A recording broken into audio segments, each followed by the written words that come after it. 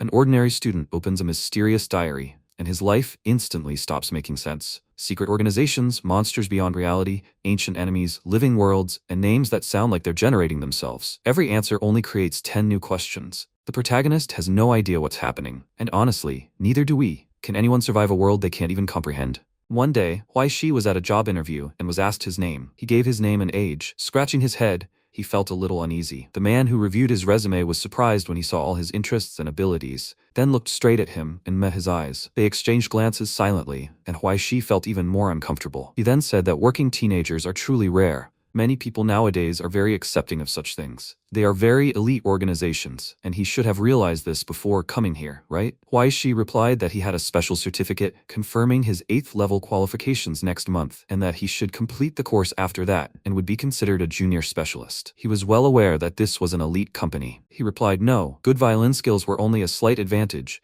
and he replied that he would simply show him his professional skills. The guy pulled out a box and asked which one he was best at. Let him come and take a look here. To work for them, he must be good with one of these things. When he looked into the box, he was dumbfounded by the horror he saw. He didn't know how to react, and the man said that these were balls for a rich woman's fun, carnations for cheerful rich women. And Huai asked again, what are these? He continued talking, and finally, pads for a rich woman's fun, which would he choose? When he noticed his perplexed reaction, Huai shouted, does he really hire musicians for his restaurant? He replied in surprise that they hire men for public relations. Does he understand what that is? Huai asked again. What kind of men for public relations? Don't they hire ordinary male women of the night? He wasn't going to sell his body, so he was leaving here. He asked him to stop and, adjusting his glasses, said that he seemed to have the wrong idea about their profession. But that was okay. He just didn't fully understand all the difficulties of adult life. A few years will pass, and he will look at it with completely different eyes. For example, let him look at his face now. It's quite beautiful. But if this beauty is not maintained, it will soon fade, and youth will never return. He grabbed his hands and said that this was a small gift from this organization, a top-quality product,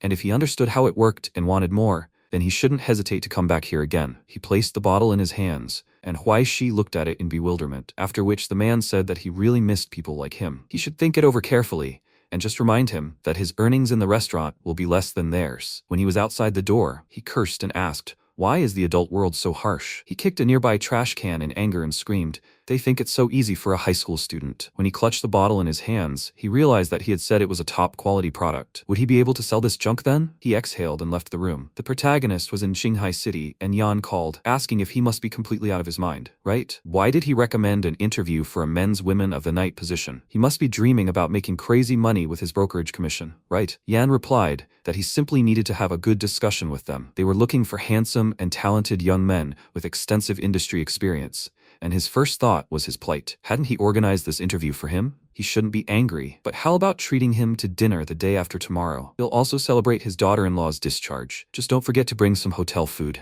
Huai was surprised that he wanted to invite him to dinner, but suddenly he sensed something was wrong and looked ahead. He heard the frightened screams of people shouting, what just happened? The protagonists looked up from their phone conversation and into the distance, where they saw a huge explosion. They realized the entire pier was ablaze. Could it have been a lightning strike? There were several areas there that local gangs constantly fought over. Could the fire have been caused by their illegal activities? People were discussing how they hoped a shootout would break out there, and how it would be better not to go too close to the fire. They should call the police quickly. Huai told Yan that he was there and said that it had started raining and he couldn't speak anymore. After that, he covered his face with his hand and ran faster to avoid getting too wet. He managed to run into an alley to take a shortcut, but suddenly an unknown man appeared in front of him and knocked him down. When they collided, he grabbed his body, and Huai didn't understand what he was doing. He threw his hand aside, and Huai screamed, what's going on? Let him go right now. The stranger handed him a special object, and at that moment lifted his hood, revealing the man's bloody face. He immediately began coughing up blood and fell unconscious, bleeding profusely to the ground. Huai ran up to him and began screaming, is he alive? Is he dead? Blood continued to spread across the asphalt, and when he looked at the cube they'd handed him, he was stunned. When he showed up at the police station sometime later, they asked him his name and age, just like at the interview. He scratched his head, and the policeman silently typed information into his laptop. The protagonist asked, He's not a male woman of the night, is he? Afterward, they served him hot tea, and he left the office and went into the hallway to wait. The policeman approached him and asked, "Are you okay, young man?" He was quite mentally strong. Why she replied that he was fine, and could he walk now? The police officer said that if any other child witnessed someone's death, it would certainly cause severe psychological trauma, but he was fine. Okay, let him go to the room where the documents were kept, get his things, and then he could go. Why she asked, "By the way, is this stuff dangerous? Maybe there is something illegal inside?" The police officer thoughtfully replied that at the moment, some weren't dangerous, and most likely, he'd still have to wait until they got specific assessments from the experts tomorrow. Right, he should thank him for his cooperation. He'd done the right thing by calling the police first when faced with something like this. Why she chuckled and wondered if, when the explosion occurred at the port, either a living dead man or a bandit ran out to meet him,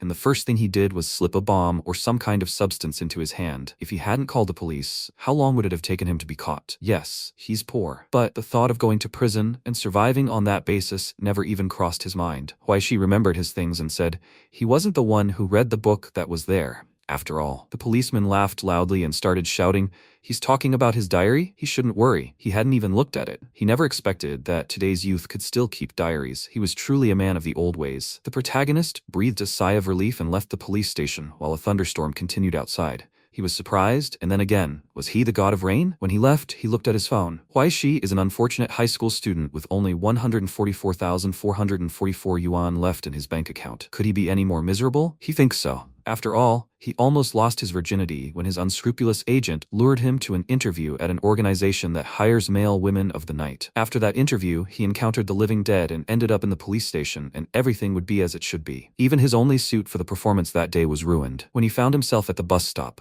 the bus arrived quickly, and people boarding looked at him in shock, because there was blood on his clothes. He got off at the stop and sat in the rain. And no, he's not complaining. It's just that if fate were truly fair, he would still be the third-generation son of a rich man, and he wouldn't have to worry about food or clothes. He would simply live out the rest of his days, awaiting death. But when he was 3 and his grandfather died, his mother began a dissolute lifestyle, spending huge sums of money on expensive food, booze, and gambling. When the family's possessions were senselessly given away, she took the remaining money and disappeared into thin air. His mother left him alone, and of course, he doesn't count the countless creditors who dream of getting their money back. The voice assistant announced that they had arrived at the final stop.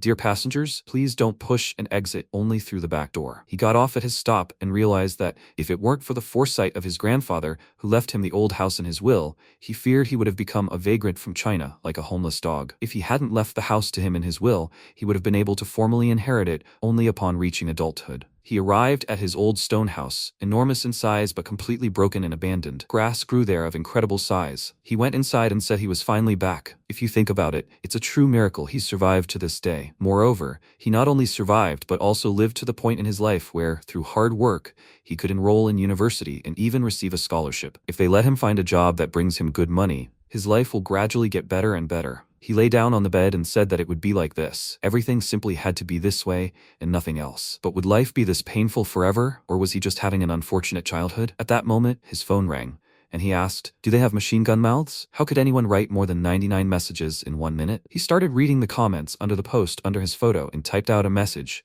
"Idiot. Freaks." As he sent this message, his window was broken and rain and wind hit him directly. He exclaimed in anger, and a thief attacked him. My God, excellent, simply wonderful. Let him listen to this. If this is such a possibility, then just let him come here and kill him. At that moment, a thunderstorm hit his window, throwing him far away. He asked, "Did it really work?" He begged them to stop, because it was just a joke. After that, Huaishi sat on the edge of the bed and thought. He picked up his book and dusted it off. Holding it up, he asked, what did he think? Maybe he should do something else besides keeping a diary. Maybe it would come up with something new and send him a task. Or maybe he was mistaken in calling it a brother, and it wasn't a brother, but some beautiful sister? A girl with a beautiful face and snow-white skin, crying for a purposeless existence? How else was his life different from that of an ordinary person, other than total hopelessness and misery, like this worthless piece of junk he picked up when he was 10 years old? This junk doesn't rot, it can't be lost, it can't be burned, and this damn book doesn't even get wet. At first, he even thought that this was his chance to change his life, a chance to rise above the rest, like a Buddha among people,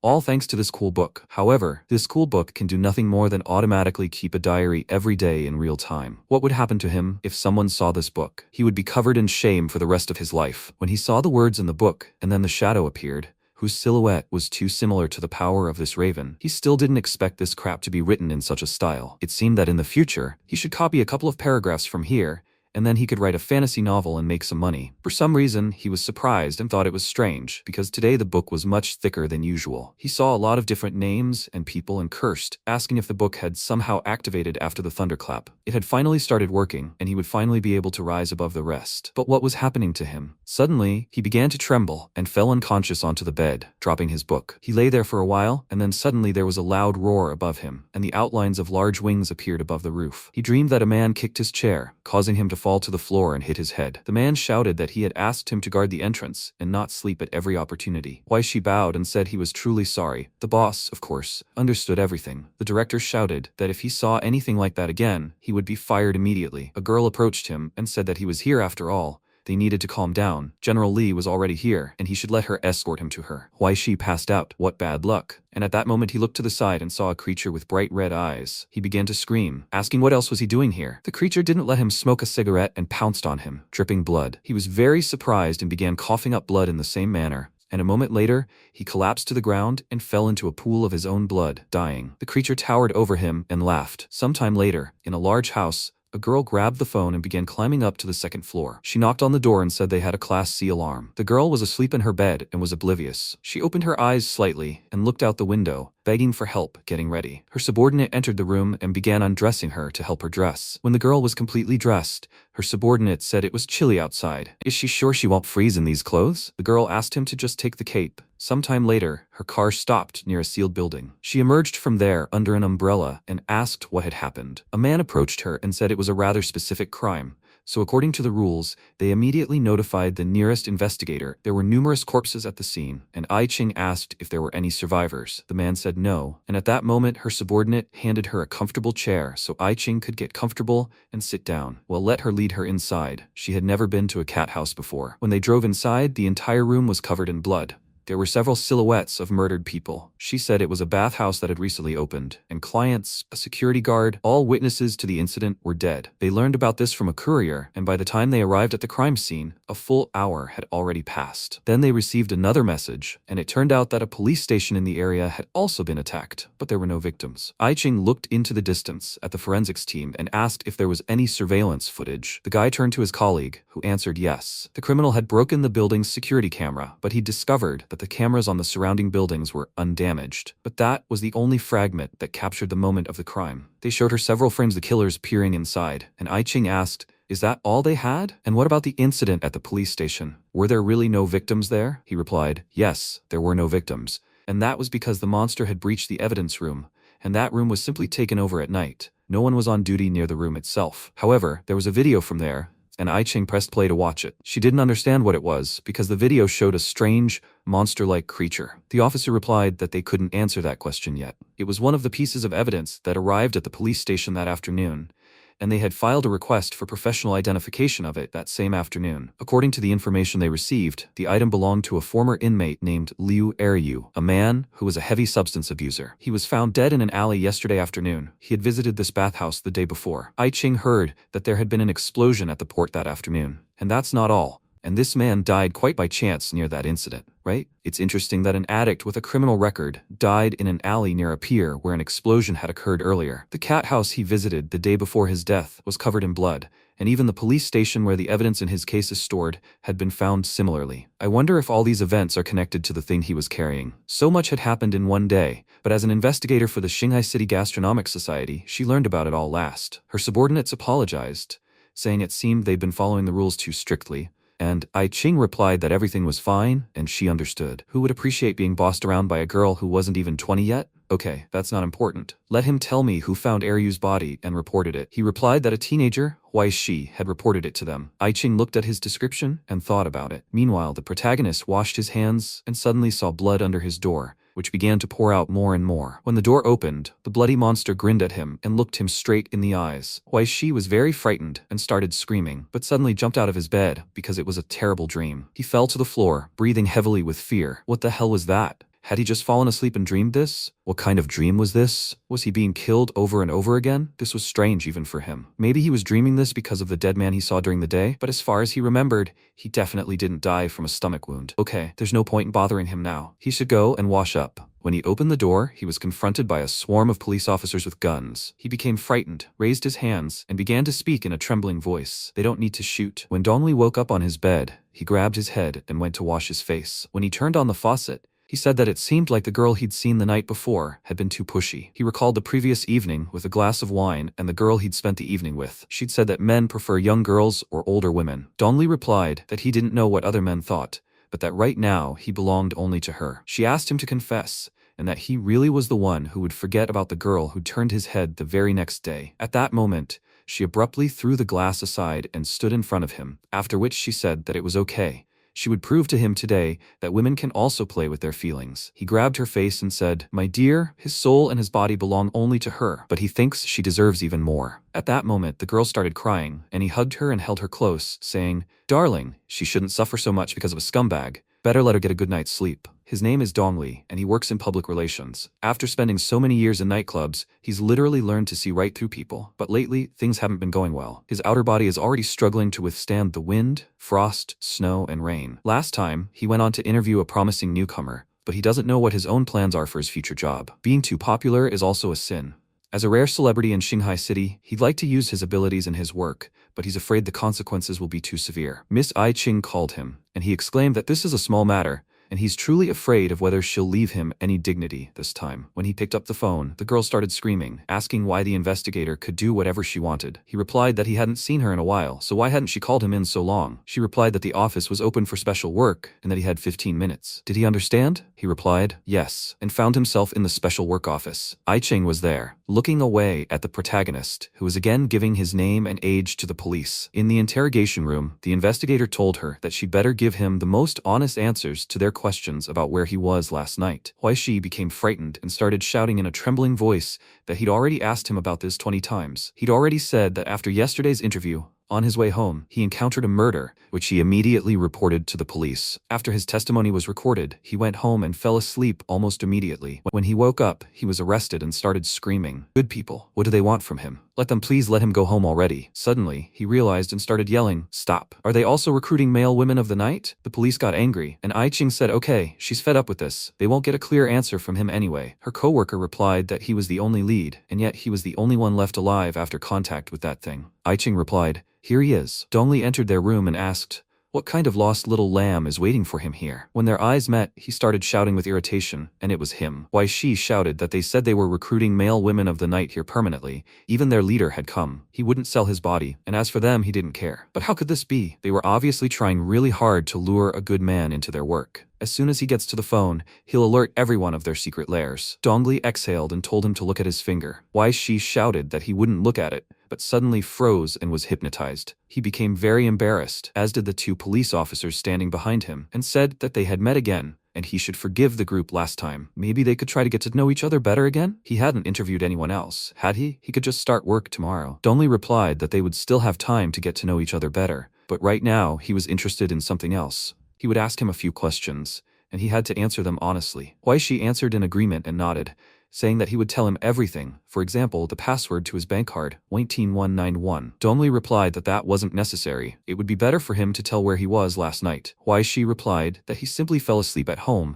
and had several nightmares and was very scared. Dongli asked, "So he was just sleeping?" Huaishi replied, "Yes, it had rained so heavily yesterday that he wouldn't have risked leaving the house. Even though his house was entrusted to him, it was still quite large. Would he like to visit it?" Dongli asked what was in the box he left at the police station yesterday. He replied that he didn't know who would open such a cube-shaped box that appeared out of nowhere. He had been almost scared to death yesterday, and this person handed him the box and then suddenly vomited blood. Ai Ching replied that she thought he had seen everything himself. Further questioning was simply pointless, and they should let him go. The policeman replied that Dongli's sole ability was a charm, right? Although it was effective against an ordinary person, if the person being interrogated also had abilities, they could no longer guarantee that his charm would work correctly. Ai Ching asked again, couldn't he figure out for himself whether his ability was working or not? As she had already said, she thought further questioning was pointless and that they should let him go. The policeman wanted to argue with her further and turned angrily to Huaishi. When Huaishi was released, He walked outside in bewilderment and, remembering his subordination, vomited. He wiped away the drool and realized that this bastard the pervert did something to him. He hopes something like this never happens again,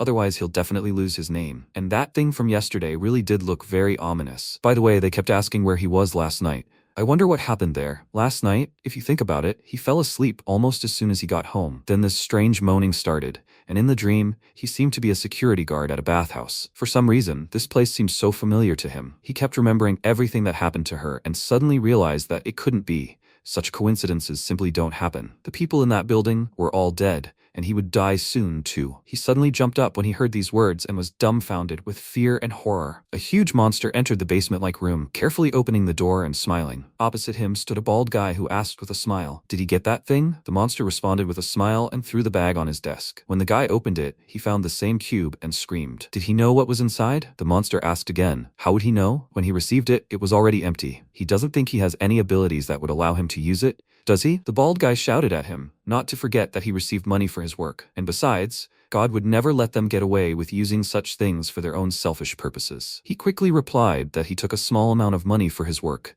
but at the same time, returning the saints could be considered a sinful crime. But if it weren't for his decisions, his subordinates wouldn't have gone against him, and especially if it hadn't fallen into the wrong hands. He offered him advice to calm down and start thinking about how to fix this. The bald man replied that when he returned the box, did he encounter any unusual incidents? Perhaps he had encountered other people? The monster replied that nothing of the sort had happened, and that he had simply killed everyone who had succumbed to him. Nothing special had happened. The bald man asked if there had been someone he had overlooked. He had to find out who else had touched that box. When the protagonist felt incredible fear and heard the words that they were all dead, like anyone who had ever touched that box, the same fate would soon befall him, and he too, the young man, would die. He turned and began to shout, "Who's there?" But there was no one behind him. Surprised, he silently looked up at the sky, then saw a bird with a bright mark on its chest. Looking at it, he smiled and realized that those words couldn't have come from a raven. But the raven said not to worry, it was only him. And yes, the one speaking to him really was a raven, but it would immediately answer his unspoken question. This was definitely not another nightmare. Why, she asked, dumbfounded. Can he speak? How could he? What kind of unearthly thing was this? The raven replied that he was ungrateful. He'd watched over Huaishi's life every day, sparing no effort considering him family. But as soon as he spoke, he immediately transformed into something unimaginable. How could this be? Huaishi was frightened when he heard these words and started screaming. Isn't this that tattered book? The raven replied that in a sense he was right. They could say they had something big. The fragment, in its current form, was only capable of recording events around it. However, if he continued to confuse it with a being from the heavenly realm, it would be very amusing. After these words, the raven perched on the protagonist's shoulder and concluded that it didn't matter who he was now. He'd better let him speak. Did he really think Huaishi was going to set him up? He asked. What do you mean? What do you think about his words about his death? His statement simply stunned him. The raven replied with a smile that the diary entries were about people before their deaths. Hadn't he experienced that himself? When the protagonist recalled the horror he'd experienced, he suddenly clutched his stomach and clenched his teeth in fear. Beads of sweat poured down his face from fear, and he muttered that it wasn't a nightmare. Were they really all dead? The raven replied that everyone who had seen the box except him was already dead. There were many good things inside, and after so many years of sleep, he rarely saw an object of such quality. Although it had caused some chaos, only 800 or 900 people had suffered in total. As for the meeting, could he help him with anything? Young man? The protagonist looked him in the eyes and didn't know how to react. When he got home, he gathered 40 grams of copper, 50 grams of silver, 12 grams of powder, a crucible, and a burner at the table. Everything else seemed to be already at home. He was practically up to his ears in debt, so why did he need to buy all this despite his status? Raven replied that it was all chemicals. It's not that easy to create stigma that ordinary people like him could use. Huaishi asked again, did he really want him to become a janitor with a hole in his hand? Raven asked again, what is this? Some kind of modern thing? Huaishi exhaled and replied that he was so similar to the creators of these trashy games who only want to extort more money from players. Raven replied that it wasn't what he imagined. The stigmata he spoke of weren't some ridiculous thing. The soul abilities possessed by the so-called outgoing ones are essentially modifications of divine laws. Stigmata, in turn, are the fruit of analyzing the god's legacy, finding a path to divinity by following the trail of miracles, imitating the gods to understand power, and leaving their legacy. This research helped create stigmata, a tiny miracle crafted from metal and incense that imitates the power of true miracles. These are stigmata. Huaishi asked again, so there really are gods in this world? Raven replied that they were once so, but now they are all dead. Something that disappeared into the river of time shouldn't trouble today's world, and he fears that soon even the memory of them will vanish completely. Huaishi was surprised and said that although he hadn't fully grasped it, if he created a stigmata from the stigmata itself, he would be able to see the character's properties just like in the game, and that would help him say goodbye to these unfortunate days. Had he understood correctly? After a long silence, Raven replied that, in general, that was indeed the case. Why, she exclaimed with joy. Who could have expected such a moment in his life? So what were they waiting for? They should get to work quickly. When night fell, the protagonist cut his finger and dripped some blood into the resulting bowl of liquid. The Raven remarked that although these could be called simple trinkets, even the most basic stigmata couldn't be created with mere fire and base metal. Now they would create the simplest, crudest version of stigmata, but when he created more advanced stigmata in the future, he might even need the blood of amazing spiritual beings and special materials from their habitat. Suddenly, the protagonist's phone rang, and the Raven told him to remember that he only had one chance to create stigmata. He shouldn't waste it, and he didn't think he had enough money to start over, right? The protagonist confirmed this thought, and suddenly, their bowl began to glow with a bright light that spread throughout the room. Why, she asked, perplexed. What it was, the Raven replied that it was the source of matter. When the source of matter begins to burn, the soul of matter is revealed, the soul that every creature possesses. He thought it would be simpler to call it a soul particle. When he lacks the material, he can only work with flame,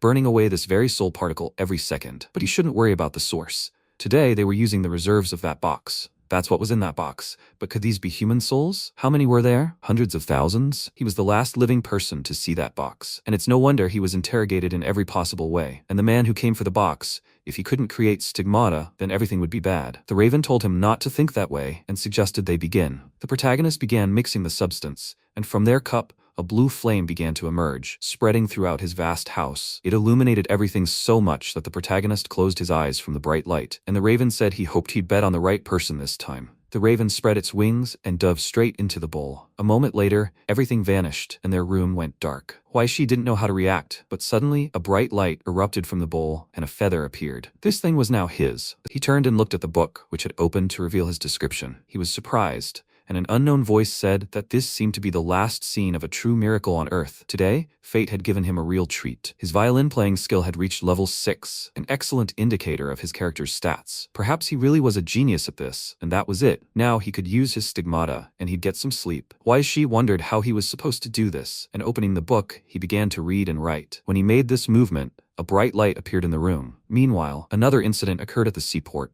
and the entire area was sealed off by police. There was a loud explosion, and Dongli and I Ching arrived at the scene. She reported that another body had been found there. He, too, turned out to be unemployed and also convicted of distributing substances. He had been tortured before his death, and his death itself had also been horrific. Dongli asked if she thought the case seemed much larger than she was describing. He'd likely already examined everything on the guys, and he didn't think he'd manage to find any clues to solve the puzzle, did he? I Ching looked down and replied that they'd come here simply to see the scene for themselves, and that what really required attention was immediately obvious. The rest of the information could be found in the forensic report. Incidentally, the shipping manifest for these containers listed electronic goods destined for Europe. If you look at the customs declaration, this company is listed as a bag manufacturer. If you dig a little deeper, you'll find more shell companies. Dongli asked, this thing in the box must be a relic, right? If someone is using this for their own purposes, then, as far as they can tell, there was an armed conflict here that erupted due to the uneven distribution of spoils. The last survivor took the main trophy and fled, meeting that guy on the way, and then he died. Let them remember his name? I Ching mentioned Huaishi, and Dongli asked with a smirk, did they know each other? She replied after a brief silence that she didn't seem to know him. But there was still something else that was really bothering her. I Ching picked up the paper, and Dongli asked what it was. She replied that it was psychedelics found at the crime scene and a new substance. The results of the substance's tests by the technical department appeared, and it turned out that it was created using the source of matter, or, in other words, it was created using that relic box. Dongli exclaimed in surprise. Wait, is this really that serious? But what did this have to do with him? Even though she provided some services for money, he didn't think he should know such details. She screamed that she needed him to go somewhere, and Dongli exclaimed in fear. I Ching looked him in the eye with a smirk, and Dongli couldn't help it. She asked, what kind of army parade ground is this? He remained silent and said nothing. Suddenly, the protagonist found himself in military uniform among similar men. People were shouting for him to stop right now, and Huaishi looked into the distance and saw a guy who told him to go and have a little sparring match. Huaishi clenched his fist and swung at him, but before he could react, the guy punched him in the face, sending him flying. He told him to do it again, and Huaishi tried to get up, but at that moment he felt incredibly heavy and felt his soul parting from this body. He tried to resist, but nothing happened. He felt incredible pain. The guy screamed, Chenbo, what the hell is going on? When Huaishi heard that name, he was surprised and couldn't understand what was happening. Could this really be that guard, and these are his memories? He threw Huaishi aside, causing him to writhe in pain and terror. completely unaware of what was happening or where he was. The protagonist clutched his tie convulsively, his breathing heavy and ragged. At that moment, text began to appear in the open book above him. Memories scattered around the protagonist, like imaginary images flaring and fading in the air. A few seconds later, a strange haze enveloped the space, and the protagonist, rising with difficulty, cried out, "What?" He began breathing heavily again, and then noticed an IV drip on his arm. A raven perched on the windowsill, turning its head toward the protagonist and uttering, "Oh, he's finally woken up. Well, it looks like it managed to save him from that problem with the lovebirds." The protagonist sat down on the bed, and the raven flew up to him. The protagonist quietly said, "Then he should thank it." The raven approached and asked, "So what's up? Has he made any progress?" Then he picked up the book and, leafing through the pages, said, "Can it be considered a success that he returned from there alive? Is it really the ability of his stigmata that he is now subjected to violence in his dreams? He hopes that after this night he will still be able to learn more about the rules of the Book of Fates. For now, he is only sure that the abilities he has mastered with his own hands, which he can use at any time at will, can be recognized as skills by the Book of Fates." He began to read the contents of the page, frowned, and sharply cried out, "Funny." The thought flashed through his mind. He learned this skill in his dream. Gradually, he began to understand a little more. If he is not mistaken, it is precisely through training and constant practice that one can reach the maximum level 10 in any of the skills. He realized each skill here has 10 levels, with 10th being the upper limit of the ability. Turning the next page, he said, "The information that was here disappeared. By the way, why do people's memories even appear in this book?" The raven responded, "Oh, he really doesn't know that? The book, apparently, is now linked to him and will record what is directly related to him. That means the reason why information about all those people was written in this one is because all those people died because of him, right?" With these words, the raven flew to the window. MC said in surprise, "Because of him." The raven added, "In fact, there are a little more than 70 of them, but only 4 or 5 of them had a strong enough matter source to leave records with their memories in his book. Now, there really are fewer and fewer people who can awaken. Because of this, he should thank them for this." The protagonist shuddered internally. More than 70 people, and they all died because of him. He wondered if they would have died if he hadn't handed the box over to the police station. If he hadn't, would he have been one of those killed? He then asked, "Would he have wanted that outcome too?" The crow replied, "True, but that wasn't surprising. Why this world isn't as serene as he thinks. This sky, this earth, this country, this city. In fact, there are many things in this world he's never even heard of before. Truths that are better left unsaid, a boundary that ordinary people shouldn't cross. A hell that's best left unseen. But even if someone crosses that invisible line, there's no guarantee they'll be able to discover the truth." The crow looked at the protagonist again and asked, "Does he have a soul?" Sometime later, Wang Hai was sitting in his office. He folded his hands in front of him, and the next second, his subordinate entered the office, holding the device in his hand and shouted, "They've succeeded. Master, they were able to obtain the video from the CCTV cameras, and, thanks to that, track down where that box went." He asked, "He didn't leave any traces of breaking into the security system, did he?" Tutai came closer and told him not to worry. He left no traces, and even if someone thoroughly checked their target later, he wouldn't be able to trace them. After that, Wang Hai took the device and said, "Very good. By the way, he should inform those old men that the service will be held every weekend evening. Everyone should come. If anyone doesn't show up, then they shouldn't come at all in the future." Tutai asked, "Wasn't the last service the day before yesterday? And everyone is used to coming at the end of the month." And Wang Hai shouted, "Can't he even come up with an excuse himself? He wants him to do his own work for him, even if it's the Heavenly Father's birthday suddenly. What? That's okay?" Tutai replied, "Yes, of course. The final say is always his." Wang Hai slammed his hands on the table, and Tutai closed the door behind him, shouting that he would carry out his orders immediately. After that, Wang Hai connected the device to the computer and began reviewing the recordings. He switched videos one after another, and then stopped the video, noticing the main character in the frame. He grabbed the monitor, his face covered with bulging veins, and he said, "So this is who he is." Meanwhile, the main character answered the raven. "Wow, of course." He spread his arms out to the sides and shouted, "If you don't have this, you can just die." And you could say he craves this with all his soul. And not only to have it, he wants a lot of money, power, girls. On the other hand,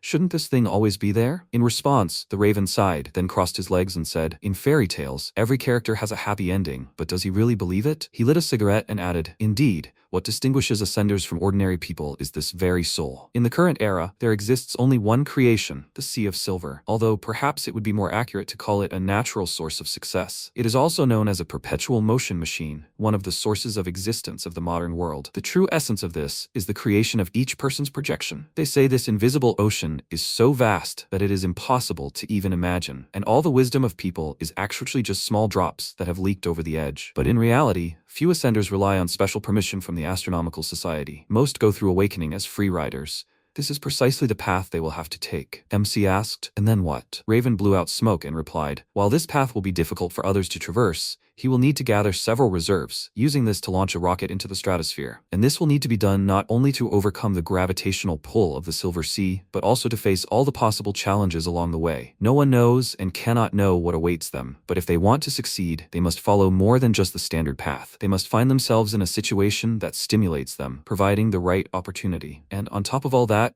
a pinch of luck wouldn't hurt. Such a path is often like playing the lottery. Someone else's success will be difficult to copy. Fortunately, the population is so large that there are always one or two lucky ones. The protagonist asked, "What about those who are less fortunate?" The raven took another drag and, flying forward, said, "He should be more confident. There's no need to worry about it at all." He perched on the protagonist's shoulder and added, "He has a unique treasure, young man, the Book of Fate. For him, it is like walking on a road paved with gold, while for others it might be like Icarus's journey. For him, it's like climbing a ladder." Then the protagonist looked at the book in his hands and asked, "So what is he ultimately asking him to do?" The raven whispered in his ear, "It's quite simple. He needs to kill someone. If he does that, the entries in the book will probably be more detailed, right? And does he know that it's not just that?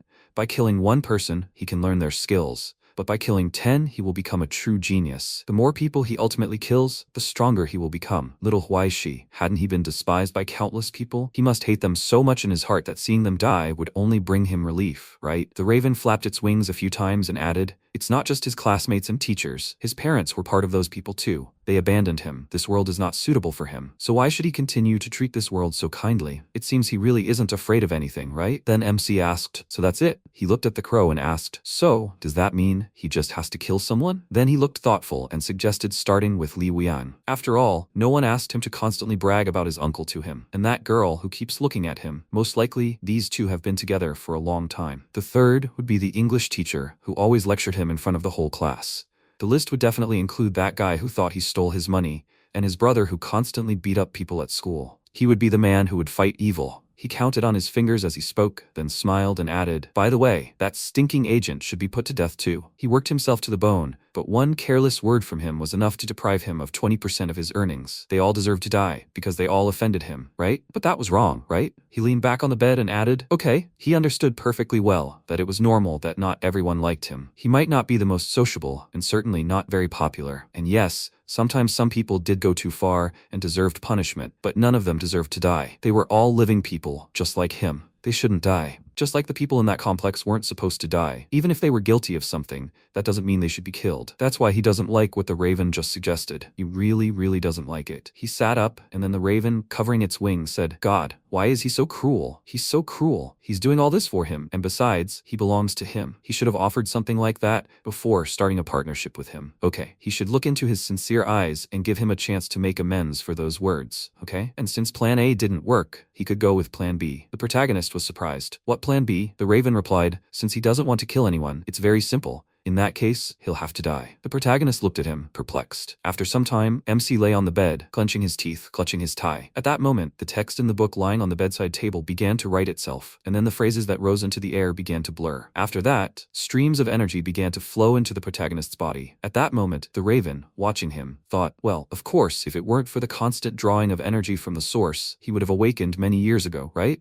The next moment, the protagonist found himself in the subway. He looked around in surprise and thought, a subway station? Free choice? He opened his phone and began reading messages, and then noticed an approaching train. At that moment, a man approached him from behind and told him to go to hell. With these words, he pushed the protagonist onto the tracks, and the train inexorably approached. And the next second, the incident occurred. The people standing at the subway station were shouting, "What's going on there? Someone fell onto the tracks. Did they see what happened? He thinks so. It's him. He pushed him. We need to grab him. He needs to stop playing around already." After a while, the man called out to the protagonist and shouted, "Boy, he needs to wake up. The battle has already begun." The protagonist opened his eyes and said in surprise, "Huh?" He was lying on the cracked ground and his body was covered in mechanical armor. He looked at it and thought, "What is this?" After that, he ran to attack along with the others and thought, "What the hell?" A huge number of monsters were moving straight towards them. The people put forward their hands with cannons attached to them and started shooting. The next second, the monster circled the protagonist from the side, and he thought, "This is not good." The monster's head opened like a flower, from the core of which tentacles emerged. After a while, the protagonist was tied to a post, and the guy shouted, "You must read the verdict." Hin. The protagonist noticed a huge number of logs beneath him and thought, this is it. A young man stood before him, holding a torch, and people with tears in their eyes were reaching out to him. The protagonist thought, what the hell? This is too much. And the man chuckled and said that today he would die for his faith. That was exactly what he wanted so badly. Well, that's where he deserved to be. With these words, he threw down the torch. The next second, the protagonist's body was engulfed in flames. And then the Raven thought, what's the difference? He had been in a depleted state for many years because the book apparently drew energy from his source. And for 6 to 7 years now, he has been under constant stress. He thinks he is the first person in history to do this. At first, he even thought that the Death Notes had influenced the book and that it would only take 10 minutes to break the barrier, but he never imagined that he would never be able to see further than 10 years. Then the Raven noticed the symbol appearing above the Book of Fates and said, why she? What is he hiding? Is this the new moon? How rare. The protagonist continued to sleep, sighing loudly, and the Raven thought, well, okay, I can lend him a little. The pattern is still too small. His breathing calmed. After this, the book page drew another symbol, and a ball-shaped energy began to accumulate in the protagonist's chest. The Raven thought, is he really about to wake up already? What will give him the right opportunity? Why she? But will he be able to build a bridge? Sometime later, in the backyard of the house, the protagonist was sitting on the stairs, and in front of him was a statue. He began to wipe the tears from his face and said, how exhausted he is. The Raven flew up to him and asked, does he have time to complain? Then why not die again instead? If he takes his advice, it could at least improve the quality of his source. Before he knows it, his progress will reach 99%, and he'll become one of the Ascenders. The protagonist replied, he should believe him. Experiencing that would be even worse than becoming a ghost. Then he looked at the sky and added, and what kind of life is this, where in order to live on he first has to die? Isn't that like putting the cart before the horse? If he's going to die anyway, why not just do it once? He's had to die dozens and hundreds of times. He's almost completely lost all feeling. Besides, school starts in 2 weeks, and he's still as poor as ever. And he's starting to feel like he's about to die. Damn, lately all he does is seek death. The Raven remarked, at least he's acquired a few new skills, right? The protagonist looked at him and asked, what skills? He couldn't recall anything useful, except his military hand-to-hand combat skills. Maybe he could remind him? And if he were to run into that madman now, even with his military hand-to-hand combat skills, he probably wouldn't be able to save his life. The next second, he heard a sound behind him and spun around. He asked, what the hell? He didn't seem to be expecting anyone today. The Raven looked in the same direction and said, it's hard to say who it is. Maybe that someone just wants to connect to his central network to steal electricity. The protagonist shouted indignantly, what the hell? Did he really do something like that behind his back? And then the Raven took out his phone and said, in fact, he had also secretly run a network cable to the neighboring networks. He would tell him a secret. Their Wi-Fi works pretty well. Does he need the password? MC said, okay, maybe this has happened to the rich more than once or twice. With these words, he grabbed a crowbar and headed towards the sound. Raven said, that's probably it. After that, they hid behind the door, then made their way to the stairs, and the protagonist peeked out from around the corner. He whispered, damn it, maybe it's better for him to stay in the shadows further? After all, there aren't many men left in this family. He grabbed a crowbar and added, damn. If he goes bankrupt because of them, it will be a one-way street for him. He must fight for his life. With these words, he ran forward up the stairs. Meanwhile, the robbers were searching the protagonist's room. One of them shouted, damn, they still haven't found him. Then he looked to the side and told his partner to look. There's something else here. After that, they began to open the case. MC, watching what was happening, thought, no, he shouldn't touch his violin. At that moment, the man peered into the case and asked, is this empty too? Maybe there's some extra material inside? They should check. Then the second robber pointed to a musical instrument, and the protagonist, already angry, thought, should he check? Now they'd really pissed him off. The next second, he sprang into action and thought, first, he should see what it's like to get hit in the head with a rebar. He then delivered a powerful blow to the head of one of the robbers. The second robber turned sharply and looked at him, perplexed. The protagonist, swinging his weapon again, thought, while the first one is unconscious, he should have time to deal with the second one. His rebar flew forward, but the next second, the weapon suddenly split into two while the robber covered himself with his hands. Part of the rebar flew to the side, and, noticing this, the robber swung his fist and ran to attack the protagonist. He clenched his fist and thought he should use his military hand-to-hand combat skills. With these thoughts, he struck the robber. He looked at his hand in surprise, after which MC landed a few more blows, but the robber grabbed him by the neck, then by the leg, and knocked him to the ground. The robber offered to play military hand-to-hand combat, right? This was clearly not enough. He had already gotten him. And the next second, the wounded robber rose to his feet. He took off his mask and shouted, damn, that idiot almost hit his head. Never mind, now he'll regret it. He clenched his teeth, and in his hands he held a huge hammer. The protagonist looked at him in horror, and then began to reach his hands towards the robber holding him. He screamed, "He has to take his hands away!" And then the protagonist finally removed his mask. The wounded robber walked forward and said, now he saw their faces, he suggests simply finishing off this bastard.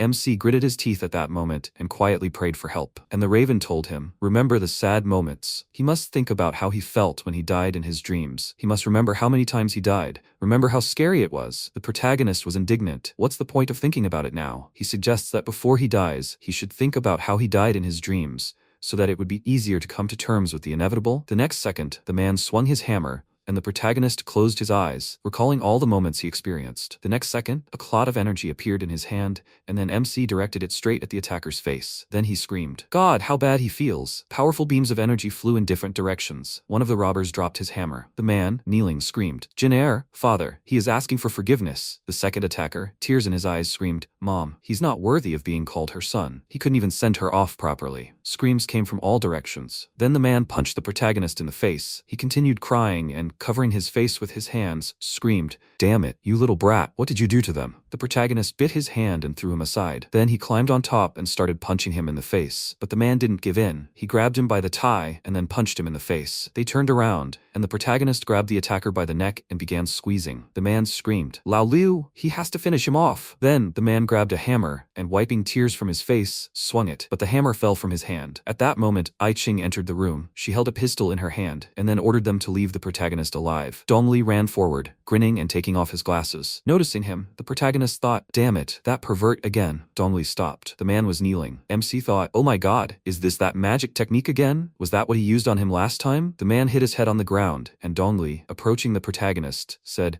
Okay, enough crawling around, he can calmly open his eyes. The protagonist opened his eyes, looking at the man's body. Ching, putting the gun in her inside pocket, remarked, They haven't seen each other for a long time, Huaixia. The protagonist looked at her in surprise and thought, Who? Dongli grinned and MC awkwardly said hello. After that, Zhao Baozhu was sitting tied up on a chair. Dongli approached him and asked, What's his name? Baozhu looked at him with a distraught look and screamed, Oh my god, why is he so handsome? He's so handsome, he loves him so much, Baozhu. His pupils darted from side to side. Dongli told him to tell him why he was acting like this. Then he sighed, looking at Ching, and added, No, it seems his source is almost empty. He's afraid that someone has been thoroughly poking around in his brain for a long time. Now he looks more like an emaciated corpse. It seems that they won't be able to get answers from him. The next second, Baozhu laughed loudly. He began to sway from side to side and shouted, He's gone to heaven. Heavenly Father is here. He'll take him with him. 72 beautiful furies, just like her, little one, are already waiting for him. The next moment, his body was covered in fire, and he disappeared, leaving only the torn ropes on the chair. The protagonist thought in surprise, Burned? Disappeared? Dongli adjusted his glasses and said,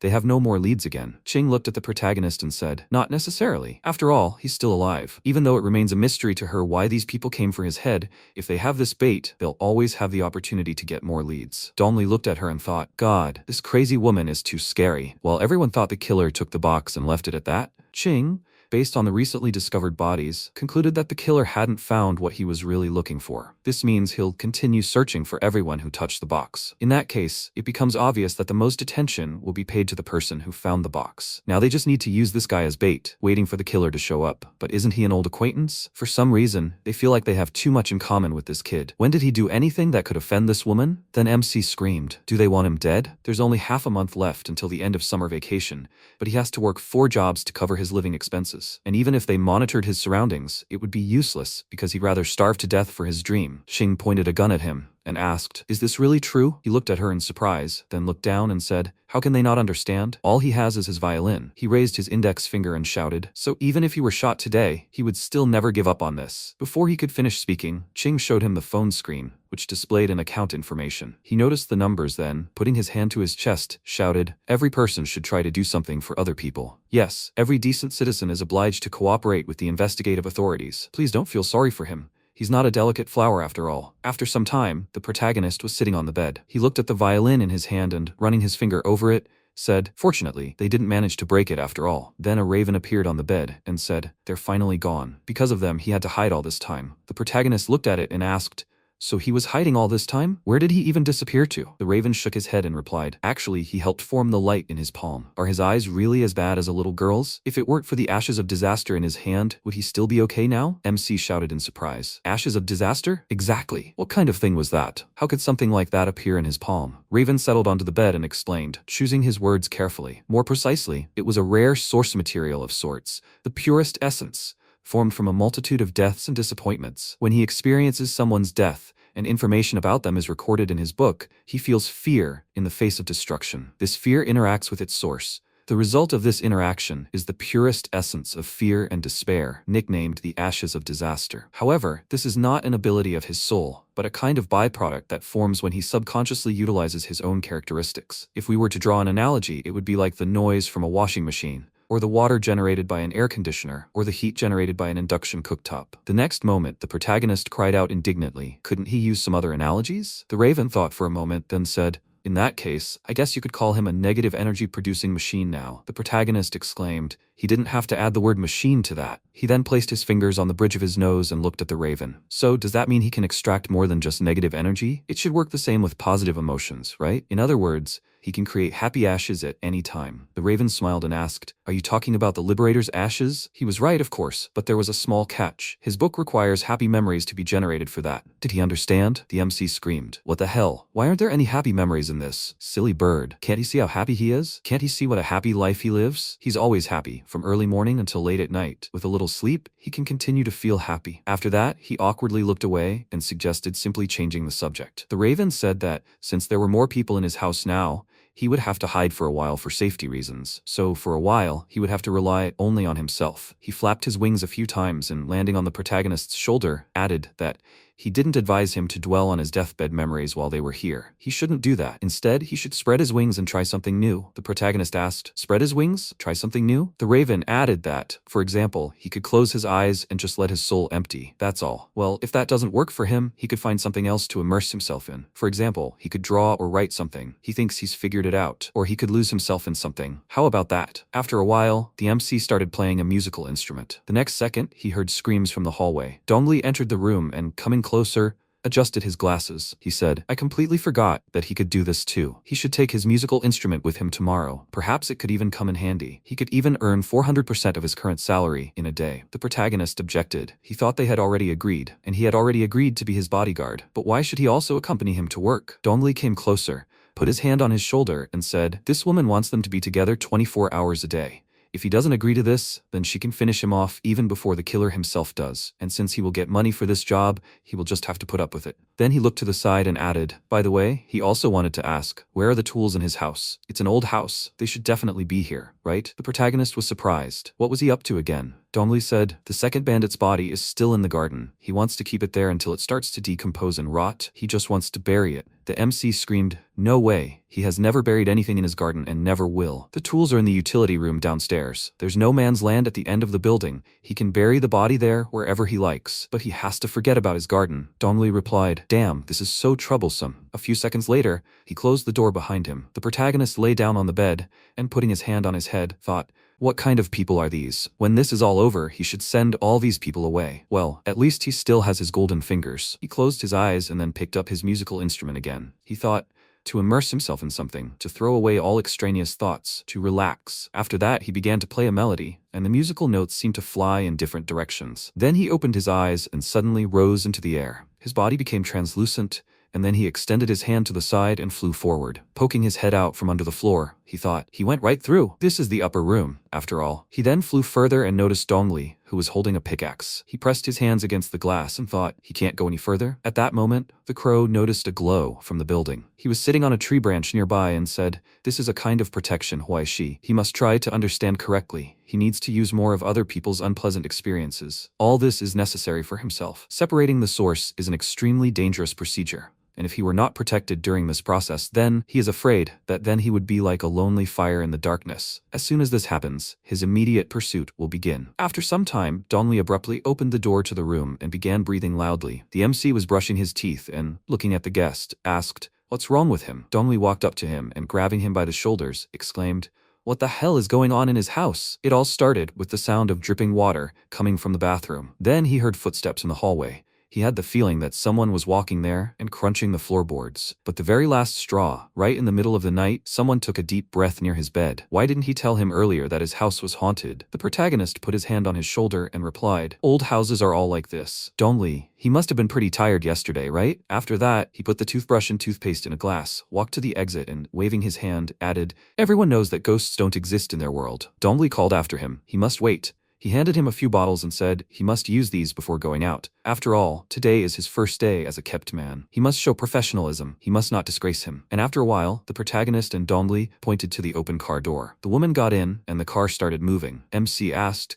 "Is this really the full effect of his mythical kept man ability?" And Dongli looked at him and shouted, "It's the effect of his farts, idiot. It's just that her perfume with Metternich rhododendron has a similar effect. After all, this daddy is apologizing to her for spending the night with her so many times that she now sees him as a son." He took out a cigarette and added, "He should better think about this. How much money did this daddy get as a result of just one meeting? In the space of a few days, one could easily earn 40,000 yuan. The protagonist said, "He should better tell him what happened next." Dongli replied, "Then he got caught." He took out a lighter to light a cigarette and remembered Ching pointing a gun at his face. He fell to the ground, and she pointed her foot at him and said, "It seems he really enjoys using his appearance to deceive girls for money. From this moment on, he loses his freedom. He will only be able to regain his freedom when he returns all the money he deceived." The protagonist asked, "Did he agree so easily? Maybe we should ask a slightly different question. Didn't he use his ability?" Dongli threw away the cigarette and said, "Of course he used it, but it was useless. Even though her name is Ching, concepts like love and affection are just sounds to her." The protagonist looked at him silently, then glanced away, noticing a raven perched on a lamppost. The next second, the raven soared into the sky. Just then, Dongli walked on, turned around and said, "Okay, they need to go." Because of him, he was completely free for the afternoon,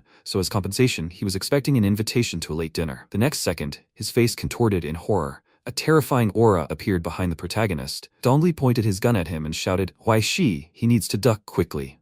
MC froze and felt a chill. It seemed like this must be a skill from the Book of Fate. He felt a terrifying pressure behind him, and wondered if this was a premonition of death. Watching Dongli run toward him anxiously and draw his gun, he gritted his teeth and wondered what it was. He wanted to escape this enormous danger right next to him. The monster was already very close, but he couldn't bring himself to move. He knew his body had to act, but it just wouldn't work. And then, just when he finally got it going, the chimera pounced on him and swung its arm, but Huaishi was able to dodge and hit it back. The chimera closed its eyes, unable to see anything anymore, and pushed Huaishi away before retreating. Dongli immediately ran up to him and asked if he was okay. Seeing the wound on his shoulder, he became worried, then quickly turned his gaze to the chimera. It had already recovered from the blow and was sitting there waiting. Dongli fired a few shots, the chimera jumped, and all the bullets hit the hydrant. After that, it ran toward it in a zigzag pattern, dodging all the bullets. When he was very close, Dongli grinned and, taking off his glasses, used hypnosis on him, causing him to immediately jump aside and fall. The chimera looked at him with a grin, then shot him several times until he stopped moving. MC picked up the bag and said, "Luckily, this guy decided to attack them in this particular spot. If they had gone a little further, they could have forgotten about the lighting." He wanted to ask about its ability, but changed his mind, saying that now was not the time for jokes, and suddenly the lantern above him began to flicker. He looked up in fear, already thinking about an attack, but it turned out that water from the hydrant was gushing directly into the electrical panel, which was causing the power outages. After that, the light went out completely. He cursed and asked, "Can't the utility workers make everything out of normal materials?" Dongli exclaimed indignantly that everything would have been different if he hadn't started talking about it. And at that very moment, the chimera woke up and quickly ran away, disappearing into the darkness. Noticing the silhouette rushing past them, Huaishi nervously clenched his teeth and thought he couldn't have come to his senses so quickly. Could he? He ran away, right? He looked around. Water from the hydrant continued to pour, making a noise, and suddenly something rushed above them, and then next to them. Dongli cursed, shouting that they urgently needed light, and MC reached into his bag for a flashlight. Everyone was nervous and swearing. Finally, he took out his phone, turned on the flashlight, and threw it to Dongli. But the chimera broke it in half, and Huaishi saw his grin, which was briefly caught in the light. He got scared and threw him another phone, but the chimera cut it up too. Dongli exclaimed, "Where is he going in such a hurry? If he moved even a little faster, it would be so cool." The MC told him to decide whether to slow down or speed up. He found some hand cream, so let him catch it. After he threw it, Dongli fired at the chimera several times, but missed and indignantly exclaimed that he really needed that cream right now. Huaishi told him to shut up and reached into his bag again, asking if he was still worried about his things at a time like this. He threw him some eye cream, the Chimera cut it up, and Dongli, having found out his location, opened fire again, but he dodged all the bullets. While they were fighting there, the MC shook out the entire contents of his bag on the floor and exclaimed that it would be better if he just ran away. What kind of nonsense is he even carrying in his bag? He threw him sunglasses, some keys, and holy water, and he exclaimed, "Can he throw him anything useful?" He picked up a makeup mirror and swung it, saying that this must be exactly what he asked for, then threw it at him with all his might. Dongli immediately ran towards it, and so did the Chimera, but before he could cut it, Dongli managed to grab it, and the monster darted right past him. After that, he opened the mirror with a smirk and said, "He probably has no idea that an ordinary makeup mirror has a backlight." The light hit the Chimera, and he froze like a deer in headlights, and Huaishi and Dongli were already overjoyed. The latter wanted to shoot him, and then the Chimera did something unexpected. He scratched out his own eyes with his own hands, the light no longer being an obstacle. MC got nervous. Dongli also fired, but the Chimera was able to dodge. He jumped, flipped in the air, dodging more bullets, and then swung both arms. Dongli, caught in the blow, fell and dropped the mirror. He clutched the wound on his chest, saw the monster attack again, and backed away. After that, he ran to Huaishi, picked him up, and ran into the alley with him, dodging another Chimera attack. Its claws left deep marks on the ground. He stopped and listened. Since he no longer had eyes, he could only rely on his hearing. He approached the alley, Huaishi and Dongli hid, and then Ai Ching appeared. She sighed with a grin, and the Chimera, hearing the noise from her wheelchair, immediately turned in her direction. Dongli, meanwhile, covered the boy's mouth, and the Chimera rushed to attack, but Ai Ching was not the least bit afraid. She pulled out her super weapon and fired several times, turning the monster into a sieve, and the two were greatly surprised by this sight. Bullets fell from her high-tech gun with a clang, and the Chimera fell and tried to crawl away. It clung to the stone slab, then pushed off with all its might and began to run. And then the snipers fired a couple of shots, this time cutting off a limb. It fell next to an alley. The snipers reloaded and waited for the next command. A soldier raised his hand, saying the target was down, but they still kept their sights on the monster. And when it began to move again, they opened fire. This time, it was able to dodge all the bullets, quickly maneuvering from side to side, and dissolved into darkness. MC peeked out of the alley to check the situation, and seeing that it was finally gone, they both sighed in relief. Ai Ching approached them. Dongli grinned and asked, "It seems like they've been under constant sniper fire for the past 2 days, hasn't it?" She paused briefly and said, she initially thought he could handle this problem on his own, but who could have known he'd be completely useless if the lights went out suddenly? He scratched his head with an awkward smile, and she asked if he'd discovered anything. He told her that his soul abilities remained a mystery to him, but he had the feeling he'd seen his stigmata before, and he'd seen them in one of the professor's documents. Third phase stigmata of the etheric level, the legendary Chimera monster. It's said that this creature has the face of a monkey, the body of a tiger, the limbs of a lion, and a tail that resembles a snake. Besides all this, he can fly, even though he doesn't have wings. It seems that this man has only recently reached the ethereal realm, which is why he can't fly high above the ground. If things were different, he wouldn't have gotten off so easily today. He lit a cigarette and cursed, saying that he was a weak little chick who had only recently ascended to the gold realm.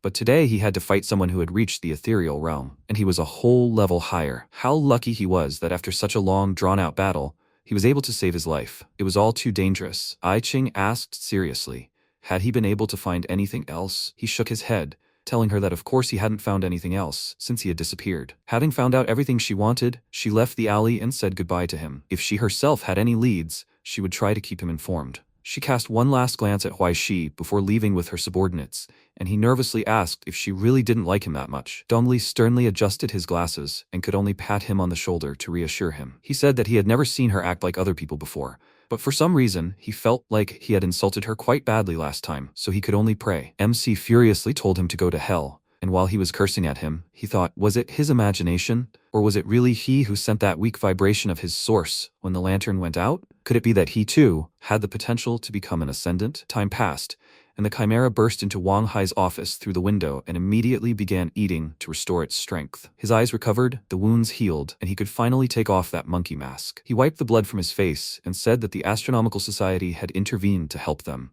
but they had decided to ambush him, and he had almost died there. Since he was the voice of God here, what was he going to do now? Wang Hai remained silent, biting his thumb out of nerves the whole time, and said, now that he had become the Astronomical Society's target, he could no longer remain in Shinhai. Therefore, he suggested that he wait until the end of the final evening mass tomorrow, and then join the sites and leave that same evening. But there are still 6 months until the Chinese New Year, so they will have to work many times harder, and all in order to accumulate a sufficient number of matter sources. God will not blame them for anything. The Chimera asked, but what about their mission directly in the quarantine zone? Wang Hai looked as if he had just remembered this, and he could not answer him. Time passed. Why Shi returned to work, but in his thoughts was only Ai Ching. He remembered how she once told him that they had not seen each other for a long time, and also that look at her last. Had he really met her somewhere? Suddenly, someone poured wine in his face. The girl exclaimed indignantly. Did he come here to work or to click his jaw while sitting on a chair? Or did he decide to come here and start this show-off in front of her? Dongli immediately intervened and hugged her, telling her not to be angry. He was a newbie after all and still did not understand the rules here. He suggested she go get a drink instead. He knew a nice little spot around here. He headed for the exit,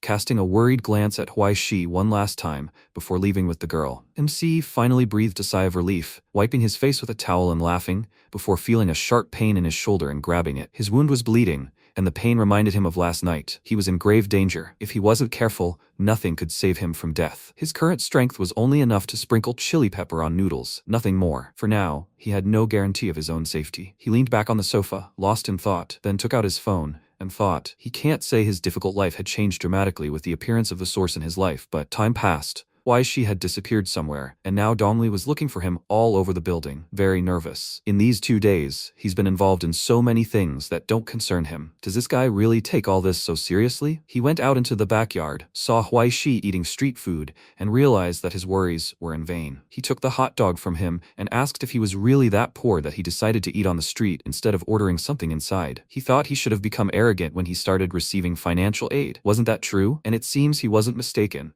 because now he even dares to buy 2 sausages when buying a hot dog. MC took it from him and said indignantly, he can do that too. Dongli sat down next to him and said that he wanted to reproach him a little, because on his second day of work, he managed to listen to 6 comments addressed to him. How did he even manage to get so much? He asked in response. Maybe it's because he looks so good? Dongli smiled nervously and asked, he won't be beaten half to death, will he? He'd already had wine poured on his face several times, but that's not what bothers him. Why does he still look like he's okay? He asked. What should he do? If it bothers him, he can go back, force her to her knees, and say, her time is up. If she bullies this poor young man, she'll spend the next 30 years at the very bottom. Dongli felt uneasy about this, and Huai Shi, having finished eating, asked, is there anything else he should be angry about? In fact, if he were so angry about everything, he would have died of anger 5 years ago. He approached the vendor and asked him for another hot dog, and Dongli said with a smile, he really is a strange guy. He doesn't even know whether to call him a happy person or a stupid one. But this quirk of his could even become a kind of advantage for him. The vendor had already given him a hot dog,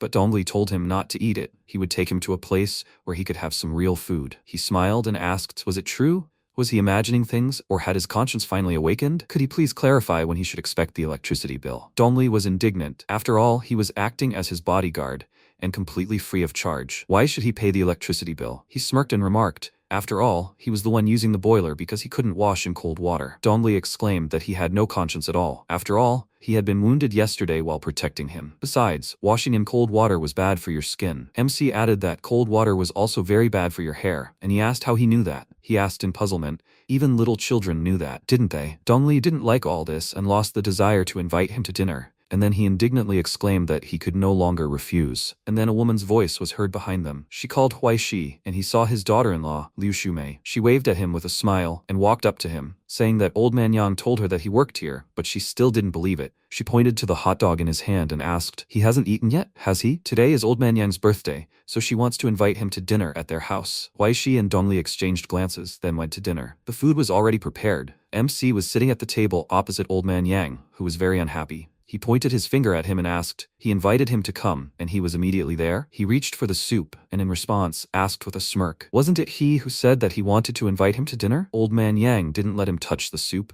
and said it was just politeness, and he shouldn't take it seriously. He asked, what would he say then about shoving him into that guy's lair? The man asked irritably in response, wasn't he happy to try on his new role? He even invited his colleague along. It becomes immediately clear that he sees a person's talents from afar. After this, the woman and Dongli approached the table with plates of food, and they both turned away from each other, looking offended. The woman turned to her husband and asked discontentedly. Little Shi finally came to visit him, and he was making such a somber face. He looked away and nervously asked, who asked him not to pay him a commission for the agent's work? She asked, so he deceived the man, but at the same time is not embarrassed to mention the commission for his work? The man nervously cleared his throat, and Huai Shi laughed at him. Then Yang became indignant and told him to quickly start eating. After dinner, Shumei decided to smoke 1 cigarette, and MC worriedly said that she shouldn't do that. She sighed heavily and answered him, it's better to live 1 day less, but in such a way that you live this day to the fullest. And even if he stops all this, the disease will still not go away, and it would be fine if she suffered alone. But no.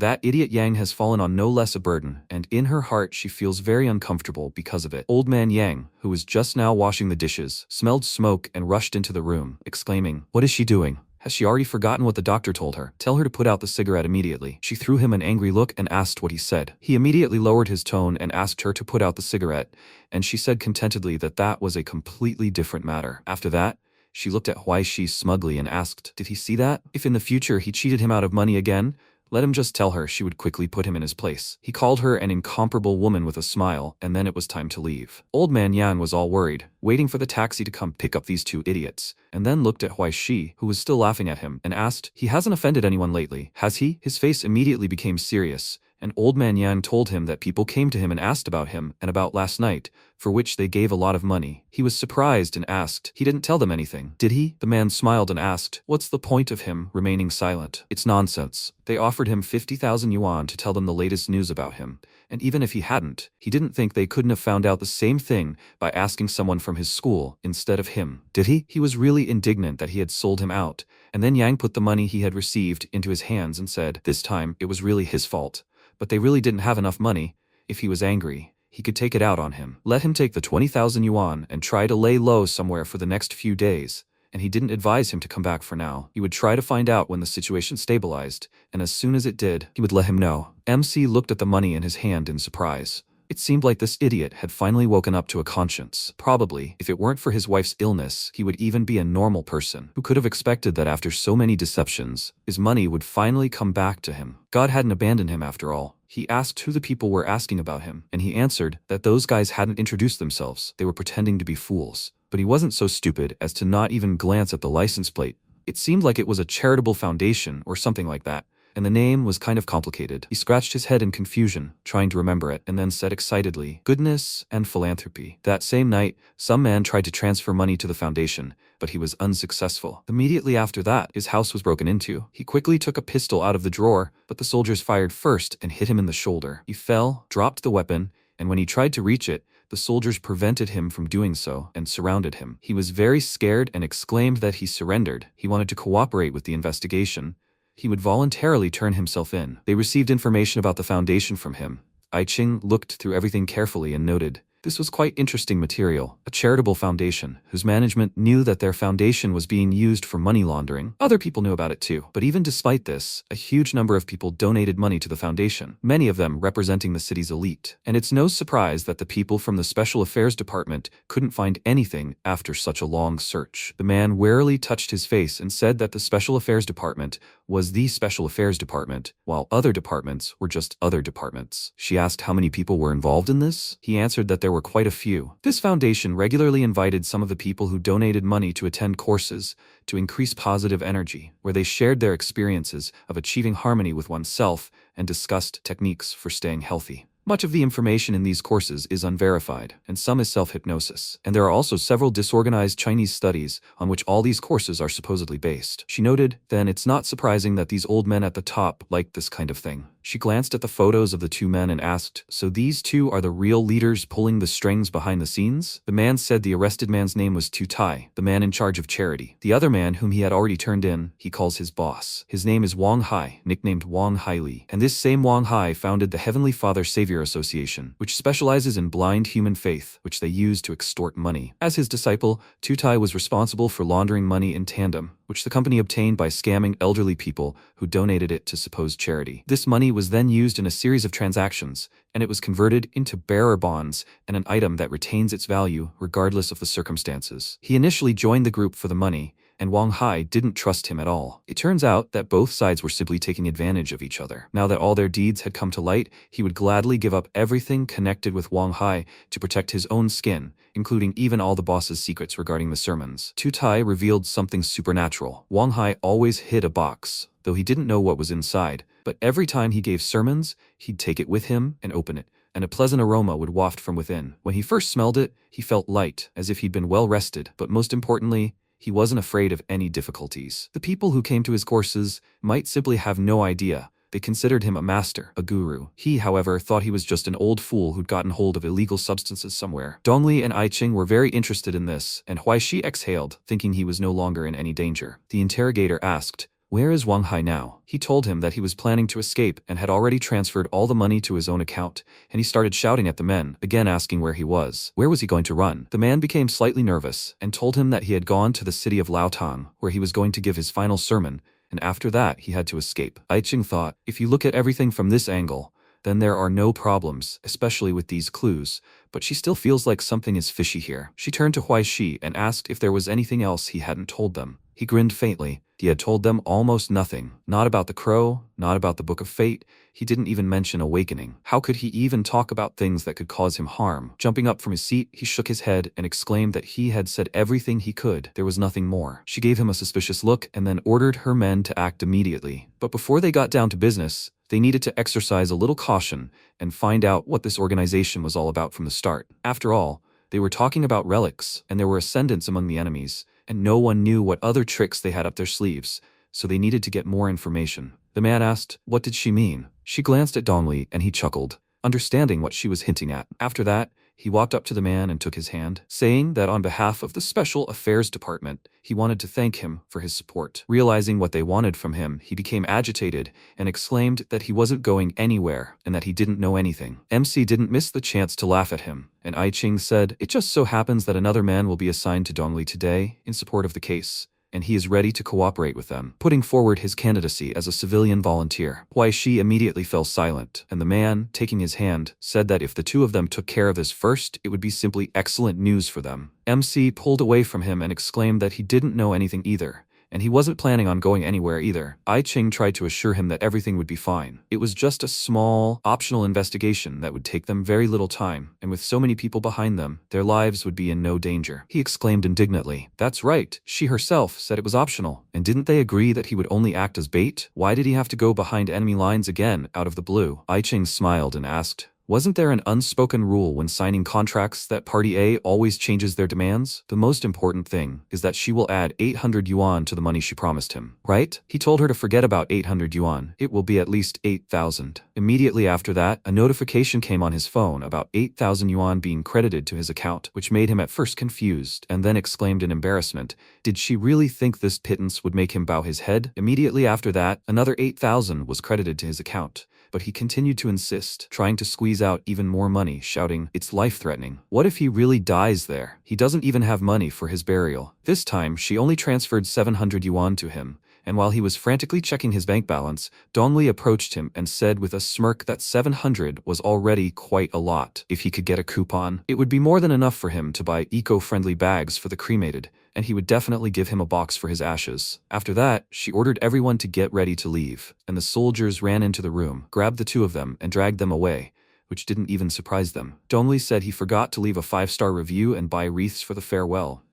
and that he should remember to leave a message asking them to choose a design for his order, and he should definitely choose a style he liked. Huaishi, furious, told him to go to hell, and that's how they went on an undercover mission. They arrived at the scene with a truckload of pork and started taking out the meat. Some man suggested the driver go get something to eat at a new store nearby. Afterwards, he got out of the truck and told the two that he was going to grab a bite to eat, so he hoped they could handle the unloading without him. He left with his friend, and MC asked if this was even considered a stealth entry. Dongli told him it was easy as pie. It's called a stealth entry to obtain information, but it's better, of course, to sneak in right there and grab the culprit while he's still warm, along with the stolen goods. They went to the river, took off their loader uniforms, and dumped the water. After which Dongli told him to send a notification as soon as he felt something was wrong. He had nothing to fear. He had 100 brothers with rifles at the ready on his side. Aiching had done everything possible to keep them as safe as possible. The Astronomical Society wasn't a vegetarian group, so he had nothing to worry about. He touched his disguise and asked doubtfully, is this really reliable? Wouldn't they recognize them if they look like this? They had seen their faces. After all, if they were discovered, they would die immediately. Dongli told him not to worry so much. It was a polymer mask. Now even his own mother wouldn't recognize him. He tossed a mirror into his hands,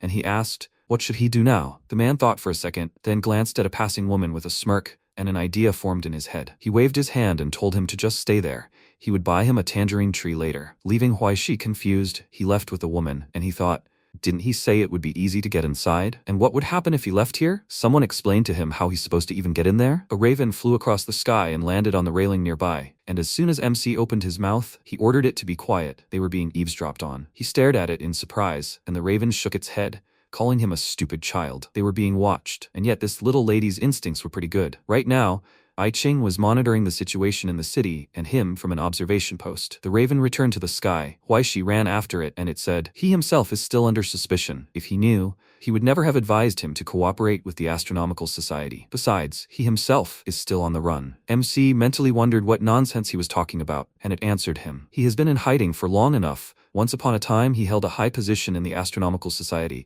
but now he is a fugitive. Didn't he tell him about this? He cursed. Of course, he hadn't told him that, and the raven told him not to worry so much. She was still unsure. He understood what he was getting at, right? Now this girl would keep him to herself for as long as it took her to beat the truth out of him, and he would advise him to listen to this advice. This time, he really was at a dead end. After that, he sharply flapped his wings and rose high into the sky, and Huai Shi looked after him with irritation and thought. His words were completely lacking in persuasive power, and the danger had grown a little. He decided not to dwell on it, looked around, saw an old man leisurely walking along the sidewalk in a couple of shops. This made him calm down. He breathed a sigh of relief and thought that everything here really was slowly declining, because of which fewer and fewer young people wanted to stay here. Besides, Xinhai was experiencing an economic downturn, although that was quite normal. Wait. This could be the surprise that will help him with the infiltration. Even though an image of giants appeared in his head, which were just silhouettes of smoke, he immediately shook his head, trying to get rid of the obsession.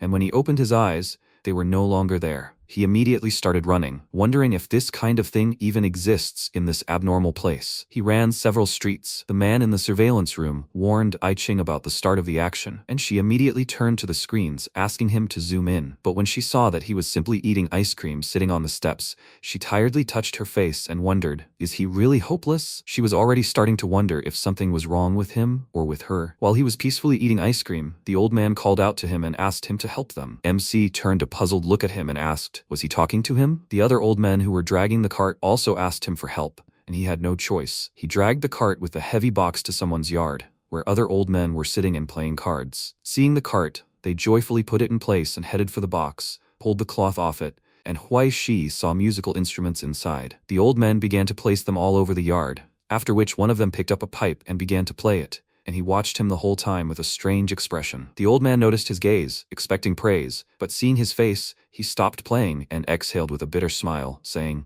it seems this young man has an ear for music and can recognize good instrument playing. MC immediately began to applaud him, albeit insincerely, and he invited him to play something too. Why, she smiled. He was all for it. They'd asked him to, so it wasn't just him trying to show off. He picked up the erhu, a Chinese violin, and decided to show them his divine playing. He drew the bow across the string, and magic began. The music flowed so naturally and beautifully that even the most famous composers and vocaloids would have envied him. After finishing, he glanced at the old men with a grin, thinking they should already be captivated by his skills, but seeing their shocked faces, he actually felt scared. The old man asked his friend where he found this guy. Why hadn't he seen him here before? The MC immediately jumped up and nervously told him that he was new here, having found a part-time job nearby. If they insisted, he was leaving. But the man grabbed him by the shoulder, startling him greatly, and told him not to worry so much. In fact, one of their comrades isn't here today. It just so happens that he's the only one among them who can play the erhu. Could he fill in for him at the church performance tonight? They'll pay him 40 yuan for it and even give him a free meal. How does he like this offer? It was a great stroke of luck. He was supposed to be there. And how did he manage to become an undercover agent so quickly? But he wasn't happy about it at all, and he wondered what he should do. Maybe he should run away while he still had the chance? He was alone now, and if things didn't go according to plan, this adventure could end in his death. He remembered how the raven had told him about being followed,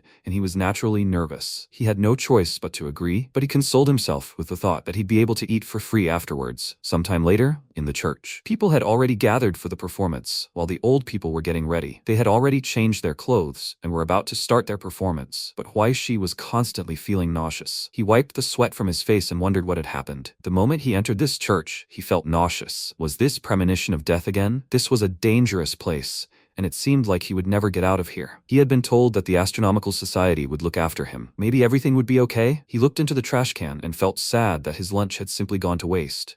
After which he turned to the old man and asked if he died backstage. Could it be considered an industrial injury? He was indignant and told him not to even hope for it. He had already eaten everything for free, and everything had been fine before the meal. He couldn't be blackmailed. He could sense people like him immediately. He would eat for free first, and then wouldn't even come in for tea. He was going to file a complaint against him for assault right now. He clutched his heart, and his friend said he would confirm everything. He saw everything very clearly. The youth have completely lost respect for their elders. They immediately start throwing fists, Dongli entered the room, accompanied by old women. He explained the correct rhythm to them, and they laughed, calling him a witty young man. Seeing Huaishi, he immediately froze, and he gave him a displeased look and asked, "Did he buy a tangerine tree?" Of course, he didn't buy anything, and the MC asked, "Did he eat?" Look, he'd already eaten some bread and stew. Was he jealous of him? Dongli asked. Did he throw up? He remained silent, after which he threw his arm over his shoulder and whispered, "Why is he even here?" Huaishi responded with a displeased expression. That's what he wanted to ask him. He said nothing and simply left. An announcement was heard outside.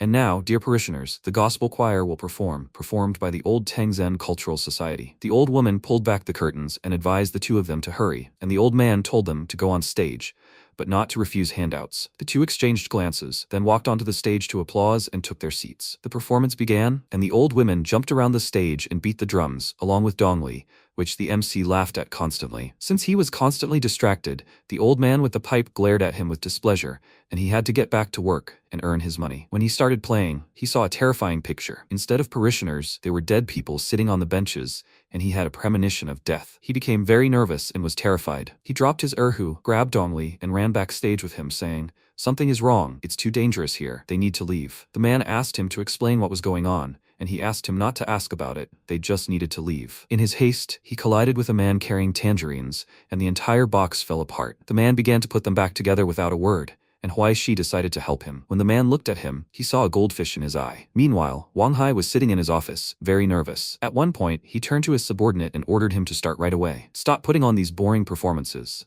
This time, let him do everything cleanly, without any preparation." He ran to do everything, and when the door slammed, Wang Hai looked at his reflection and put on his signature smile. Suddenly, his phone beeped a notification. He immediately checked it and saw a message. Tutai was arrested. "The people from the Astronomical Society are here. He must run. He still has 1 minute." Sensing danger, he immediately grabbed the artifact and ran. Meanwhile, the old woman looked backstage and asked Dongli, "Is something wrong? Is he about to leave already? Without him as their leader, the sisters will be completely upset. Didn't he say everything was fine? Let him wait until the sermon was over, then she'd make him some fish noodles." He replied that he had urgent business and promised to come as soon as he finished, and at that very moment he received a message, the content of which greatly disturbed him. He immediately ran out into the corridor and ran into Wang Hai. They both froze in surprise, unsure what to do, and suddenly a shot rang out. The bullet hit the old woman's hand, and MC warned Dongli of the danger. She wanted to kill him. It turned out that Dongli had received a notice about the closure of this area, and while they were thinking about what to do, the man calmly picked up some tangerines and headed for the exit. He took one last look at the two of them and left. Some time ago, at the headquarters of the Astronomical Society, everyone was closely monitoring the situation. One of the workers said that the recording of the soul radiation tape was complete. The depth index was 0.17. Everything was fine. I Ching, meanwhile, continued to observe the situation. The workers said everything was fine and under control, but for some reason she couldn't shake the feeling of unease. In theory, this was just a minor matter involving a border artifact. An illegal group was using it for personal gain. The main customer had also been found, and to be on the safe side, they'd even increased their intelligence protection forces. The network was about to shut down, but everything was going too well. A thought occurred to her, and she turned to the screens, glanced at them briefly, then opened the compartment on her chair and pulled out a special phone. Seeing this, the man excitedly exclaimed, "What is she thinking? Was this a high alert? Did she want to report this to the governing council? Had she lost her mind? They were about to get caught. If she did this, all their previous efforts would go down the drain." Realizing she had a reason for doing this, he paused for a second and asked what she'd learned. Was there some other major threat out there? She replied, she might be making a big deal out of nothing, but compared to unforeseen circumstances, she'd rather take a risk. He asked, is she also willing to sacrifice her future? She wordlessly tore off the security seal on her phone. The screen activated, and then a hologram with a man's image appeared. I Ching said, number T9631, intern prosecutor of the Eastern Branch of the Governing Council assigned to Xinhai. The man noted that no depth alarm was detected, no traces of boundary erosion, and no signs of higher stigma activity. Let her submit a report and application. She said, guided by the law of the 12 tables, as an intern prosecutor, she requests assistance under Article 9 of the Border Code, as well as the physical lockdown of a 10-kilometer radius around the city of Old Tengzhen, Xinhai Province, Eastern Republic of China, and she requests immediate execution. The man informed her that the application was under review, after which he received a fax. He quickly read it, stamped it, and told her that the application had been approved. Satellite orbit adjustments were beginning. Estimated time to position, 3 minutes. The order to block the city had been given, and proceedings under Article 9 of the Border Code were beginning. He said goodbye to her, saying, anything for the sake of peace. After which the hologram disappeared, and I Ching began to wait. The satellites moved into position and targeted the old city, while the Astronomical Council headquarters at the Greenwich Observatory received the blocking application. A staff member prepared everything, dropped the application into the receiver, and thought something serious had appeared. After that, the application quickly flew through the receiver, arrived in another department, and the man took it and immediately ran to a room containing a huge map of the entire country. While he was walking to his destination, he thought, is this a blocking of this level for a village? And who is this intern prosecutor? He reached the right place,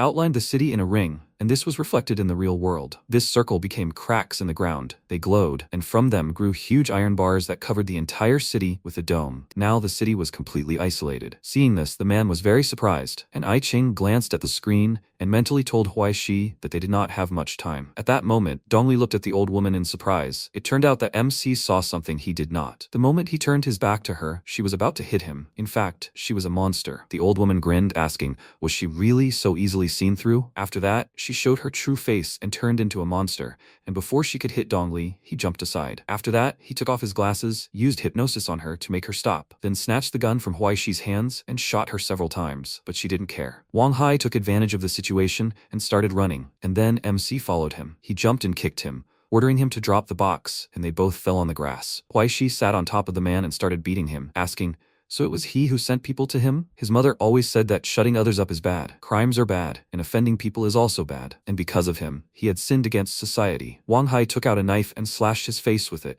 Fortunately, he was almost unharmed thanks to the mask. Seeing his face, Wang Hai exclaimed, so it was him? He opened the box, grabbed a handful of pollen and threw it at his face, and he immediately closed his airways, but it was too late. The pollen had taken its toll on him, and he saw a bunch of cartoon faces in front of him, and he lost it. To bring himself back to his senses, he bit his lower lip, then grabbed the man by the head and hit him with his forehead, after which he exclaimed, does he think he's the only one with such things? He slapped him in the face and released ash, which immediately made Wang Hai sneeze and cry. MC's head spun, he laughed, still under the influence of both the dust and the pollen, then grabbed his head and thought, only the ashes of the disaster can neutralize this. He closed his eyes and inhaled the ash, his eyes immediately watered, and he began to cry along with Wang Hai. But then, the winner was whoever got over it faster. Huai Shi pulled himself together, grabbed the man, and was about to punch him in the face. But suddenly a gunshot rang out. They both looked in the direction of the sound. It turned out that Dongli had already suffered greatly in the fight with this old woman, and since the bullets weren't affecting her, he was the only one suffering. She pulled off her wig and, with a smirk, advised him to pray instead. But he was already on the verge, and a pool of blood had spread under his feet. He was in no hurry to shoot, and the old woman smirked and asked, can't he do anything without dirty tricks now? He was thinking about how to call the Astronomical Society for help. She rushed to the attack, exclaiming that he no longer had a chance, and before she struck, he fell on his back, dodged, threw away the empty pistol, then took out a second one and thought, he only has 2 bullets, he can't miss. He shot the old woman in the heart, and she immediately fell and began choking on blood. Then he approached her and said that the Astronomical Society's special shotgun was a good thing. She growled, and he fired a second time, finishing her off, then turned to Huai Shi. He looked at him with a smile, glad that he was okay, and Wang Hai took advantage of this to escape. He threw the boy off himself and tried to get out from under him, but he immediately grabbed him, and then Dongli ran up to him and hit the man on the head, causing him to lose consciousness. After that, he asked Huai Shi if he had received a text message in advance since he left so early. That means she treats him well. He tossed him a gun. He saw that he had 2 pupils in each eye and was surprised, asking what the text message was. He showed him a notification on his phone. Old Tangjin would be locked in 3 minutes, so they needed to get out of here immediately. He took the box from the man, then ran to the exit and told Huai Shi to hurry. They needed to get out of here quickly. He watched him go, his attention particularly drawn to the box, and something clicked in his mind. He quietly whispered that the box was so shiny and lovely. Without realizing it, he raised his gun and took aim, and I Ching nervously leaned forward when she saw it on the screens. He aimed at Dongli, exclaimed that the box was his, and then pulled the trigger, and a bullet pierced his chest. Not understanding what had just happened, he glanced at the wound in confusion, then turned a puzzled gaze to Huai Shi, and then fell unconscious. The box must have had some effect on Huai Shi, which is why he did it. The man was shocked to see this, but I Ching remained composed. She ordered fire support to go to their aid, and one of the workers said there was severe interference. The video feed from the cameras in the old city church had disappeared. I Ching was blinded. Now she could only guess what would happen there now. MC came to his senses at this time. He saw Dongli lying on the floor and a gun in his hand and thought, what did he do? Did he shoot him? But why? What motivated him? His gaze fell on this box. His head was immediately pierced by a strong pain, and he wondered, Why is he still here? What was he doing in this church if he felt threatened? What is he doing? Nausea rose in his throat. A goldfish fell out of his mouth along with drool, and he settled down in shock, thinking, this again? Suddenly, someone hit him on the back of the head with all his might. He fell and looked at whoever did it. Although his vision was blurred, he managed to make out the face of Old Man Yang, and when he pointed the gun at him, he was terrified. Yang mercilessly shot him twice in a row, causing him to cough up blood and, exhausted, ask, what is he doing? Another man's voice rang out, saying, it's troublesome that he's still resisting the second generation of goldfish. Energy swirled right next to Old Man Yang, forming a portal. A man holding a goldfish bowl emerged from it and asked, so, is he a potential exalted? He wanted to say something, but only a cough came out, and he asked, is he still under stress? It's no wonder the very first third generation ones couldn't infect him. He's out of luck. If it weren't for him, he would have taken the box long ago and wouldn't have to strain himself so much now. Dongli rolled over to see who was there. He saw a green sun on the man's glove, and judging by his frightened eyes, he was a very dangerous person. He ordered Huaishi to leave quickly, and the man asked, can't help himself, so take care of someone else? He somehow influenced Old Man Yang. He approached Dongli and then shot him right in front of Huaishi, and it seemed that this shot was fatal. After that, he picked up the box, handed it to that man, and MC called out to him in tears, asking why he did it. Do they know each other? There was also a goldfish in Old Man Yang's eyes. The man said that because of others, he got into huge debts, and he had to pay for it himself. Let him not blame him. It is better for him to blame only his own difficult fate. And then Huaishi remembered how Old Man Yang called him recently and offered him to try a certain job. Even then, he was under the influence of that man and the goldfish. MC realized that it was a trap. He had deceived him from the very beginning. The man told him how a week ago he stumbled upon the cauldron of rebirth. It happened by accident. Taking it was also a momentary whim. The original plan was simple. Use his sole ability, the Aquarium of Grins, to control the small fish and arrange a squabble between them, and then, through Old Yang, slip the box to a complete stranger for him to take it away. Having received the box, he could leave without a trace. No one would suspect a thing. Then, Huaishi appeared. The boy was simply supposed to play the role of an instrument, promptly reporting his location so that he would understand where to go to pick up. And when he entered the alley, he deliberately sent that man after him. He thought he was just unlucky enough to run into murder, but he was wrong. He was just unlucky enough to meet him. There was a goldfish in the man's eyes. It affected the boy, but he thought he was just imagining it and asked the man what he was doing. After that, he vomited blood along with the goldfish, which he hadn't even noticed. The man didn't expect that the mocking fish tank was a way to split his primordial essence into goldfish, implanting them in people and giving hidden orders. Who knew that this guy would turn out to be a latent pre-exalted being under stress, resistant to third-generation larvae, and he'd also attracted the attention of the Astronomical Society. After his story, MC realized that means that goldfish was prepared for him. It turns out, according to this plan, he was supposed to die from the very beginning. The man sat down next to him and said that he had, of course, significantly ruined his plan. But if the end doesn't change, then what difference does it make how you reach the goal? He grabbed him by the hair, raised his head, and said with a smirk that he was just unlucky. He had already escaped death, but still returned to the path he had prepared for him. People with such a fate are called losers in life. Old Man Yang pointed a gun at him. He cried and thought, he's always had bad luck. There's always some kind of mess in his life. Troubles always happen out of nowhere. He's getting poorer, he's getting sadder, and he's getting more and more terrible. And this is how his end will come. But he wasn't ready to die. He screamed loudly, told it all to go to hell, and blood started pouring out of his mouth again. He grabbed his wounds and said, it hurts so much. He just wanted to live a normal life. He wanted to earn money to make his life better.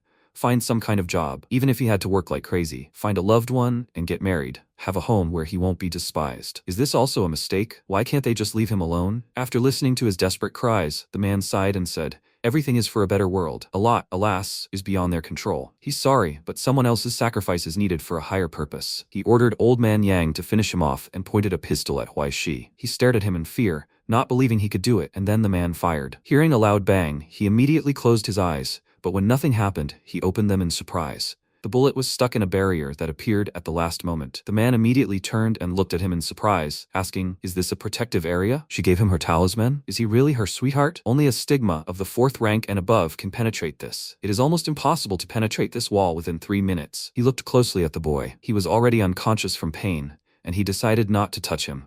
He himself would die from blood loss. He told Yang that they were leaving. Time was precious these days. He ordered him to close all the doors and prepare for the ritual, after which they split up, and he, looking at the hiding old men, said, now let's get back to the main course. The old men rushed from the dressing room to the stage, and the man mercilessly shot them all, not even giving them a chance. Then he walked onto the stage, and the parishioners began whispering, not understanding what was going on. They thought it was all part of the show. The man opened the box and released that enticing aroma, thinking, this is an artifact vessel, the best possible for the primordial principle. With this number of people, it should be enough for the initial development of the sacred remnant. He took out the flask and with a knuckle, broke the glass, and the bone slowly began to grow flesh. After this, he tossed it high and pulled the box towards it, exclaiming that it had become an insignificant part of their great work. A bright radiance illuminated the entire hall. This power began to affect the old men, sucking their energy, and the light intensified for a moment and then faded. The parishioners all died, their bodies simply withered. But these lives were not enough for the treasure. The light grew even brighter and blinded the man. Spots appeared on his face. Even he was affected by this power. But he was not going to retreat, and told the treasure to feast to its heart's content. The radiance spread throughout the entire city, and with each life absorbed, the sacred remnant grew stronger, turning into a full-fledged hand. The man laughed and told it to absorb everything into itself. Let it open the eyes of this world. His hand glowed even brighter, turning into starry antimony, and the man rejoiced. There was still just a little more left, but the glow suddenly vanished, and he wondered if the absorption of primordial matter had stopped. He ran out of the church, saw the dome in the sky, and exclaimed, "A separation from reality? Could this really be the work of the Astronomical Council? If they'd managed to calculate everything to this point, this woman must have a head on her shoulders, even though she was just a hair's breadth short of reaching the 5th step of the Philosopher's Stone." But even that, perhaps, was enough. The hand extended 2 fingers, then shot upward, pierced the church ceiling, and rose high into the sky, toward the dome. The hand clenched into a fist, then struck out, breaking the barrier. Meanwhile, the observation post detected an illegal border crossing. The soul print comparison was complete. The threat level was elevated.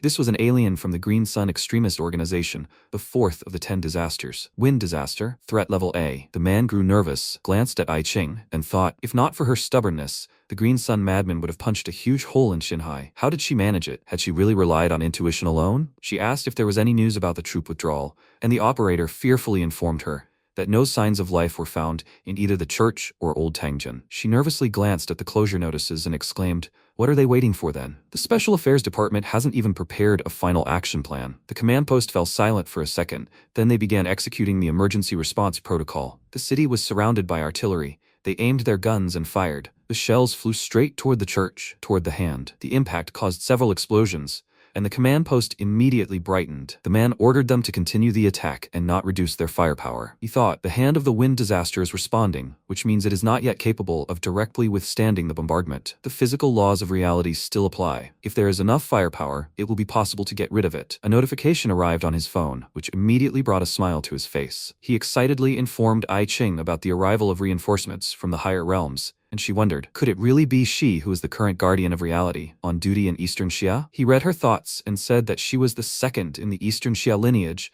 of the 5th rank, the child of the White Emperor. The artillery continued to shell. I Ching watched the situation closely, occasionally glancing at the screen with messages from reinforcements. They had just departed 10 minutes ago, and now they were still on their way. She frowned and thought that before, reinforcements were transferred directly through secret worlds, dropped from the sky straight into reality, controlled in less than 3 minutes, and now it was a full 10. Was this really reinforcement? Could they hold out until it arrived? Under a continuous shelling, the arm gave way and fell, which everyone in the command post was very happy about. The arm hit the church with a crash, then suddenly rose into the air, causing a tornado, and everyone realized that they had rejoiced too soon. There was not a scratch on the arm. The guy reported that all the ammunition was out, and the man became nervous. Now their only hope was reinforcements. Hand clenched into a fist. A powerful tornado swirled around the church and began to strike the center of the dome, causing the supports to collapse and the blockade to weaken. Then the hand pierced the dome and leaped beyond it, and the iron bars began to turn into splinters. Reinforcements were on the way. The girl glanced at the dome and said with relief that she had made it in time. The hand of disaster headed toward the city to engulf more people,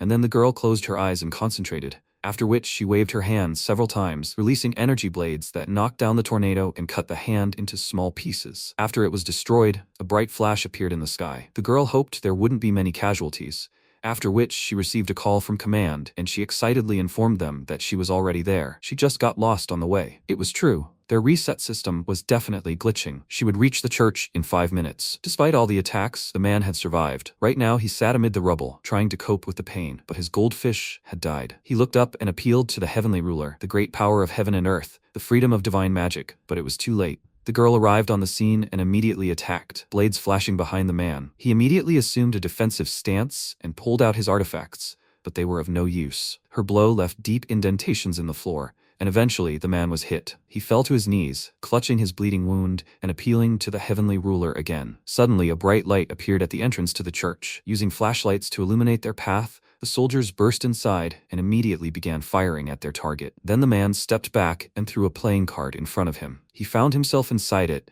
and when the card folded several times, he disappeared. The soldiers reported this to headquarters, after which the church exploded. Meanwhile, at the entrance to the basement, MC finally woke up. He saw the worried face of old man Yang in front of him. That energy had affected him too, so now he really was half an old man. He put the two of them on the blanket, wrapped them in it, and pushed them. They rolled for a few meters. He saw that Huaishi had woken up and said that he had no idea what had happened, but it seemed he was at fault. As soon as he got back, let Shumei cook something, and they would be even. He asked for his forgiveness and burst into tears. He had to save her. Only he could do it. He pushed them again. They rolled to the stairs, and while he was pushing them further, his wife called him. He pushed the blanket with the two of them down the stairs and shouted goodbye to Huaishi, that he must definitely survive. The blanket opened, and they rolled down, hitting the steps. MC took one last look at Yang, who watched them fall with a worried expression, then closed the door to the dark basement. When Huaishi reached the end of the stairs, he lost consciousness. Meanwhile, soldiers were searching the church ruins. They reached the basement entrance, where Yang was sitting, blocking the passage. Seeing them, he grinned and said that someone had asked him to pass something on to them. He jumped up and spread his arms out to the sides, exclaiming,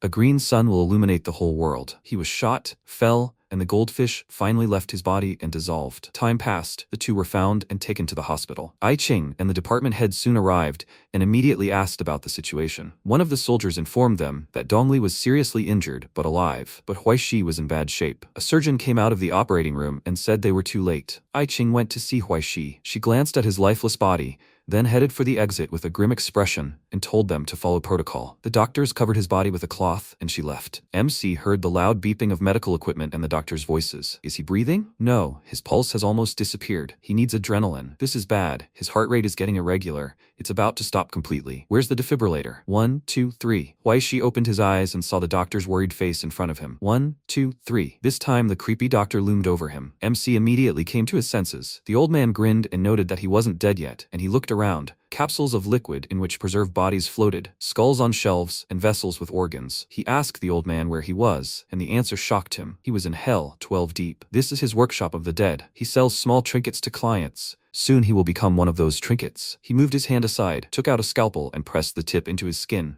causing him to cry out in pain. But the doctor immediately closed his mouth and told him to be quiet. He can't stand noisy people. Huaishi moaned. The doctor made another incision and said that he was going to die anyway. He can't die quietly? Another incision. MC was in great pain, but he endured. The doctor said that there were many like him. Many crossed the border and ended up in hell. Let him be patient and just die. His soul has not yet dissipated. Huaishi offered to negotiate with him. Actually, he still wanted to live. Let him go. The doctor immediately refused him. He had already bought his body. Is this how to run a business? He put his arm muscles in a jar and told him to look at himself. His soul was empty. He had only a few days to live anyway. His life force was still bubbling over, but he was no longer a tenant. He should just die, and that would be the end of it. He put a sticker with his name on the jar and said that he couldn't die here. The doctor asked why that was. Anyone could die. He had seen many. They all thought they were very important, that they played a vital role in this world, but when they got there, they died, and the world moved on. The sun rose as if nothing had happened. Reality didn't stop because they were gone. That meant they were wrong. They were no different from anyone else. He put his hand into the incision and said that once you're born, death is inevitable, even for gods. While he was rummaging around in his insides, he groaned in pain and he continued, 100 years, 200 years, you still watch the world change. And when 1,000 years pass, even a god will get bored. What can we say about him then? MC declared that he still doesn't want to die. He looks at him and sees a weakling, but in reality, he's a strong guy, doesn't cry, and such tears are worth their weight in gold. Maybe he'll let him go after all? The man refused, and he even dies miserable. Huaishi said that he himself isn't happy about this, and if he had let him go, there wouldn't have been any problems. The man thought for a second,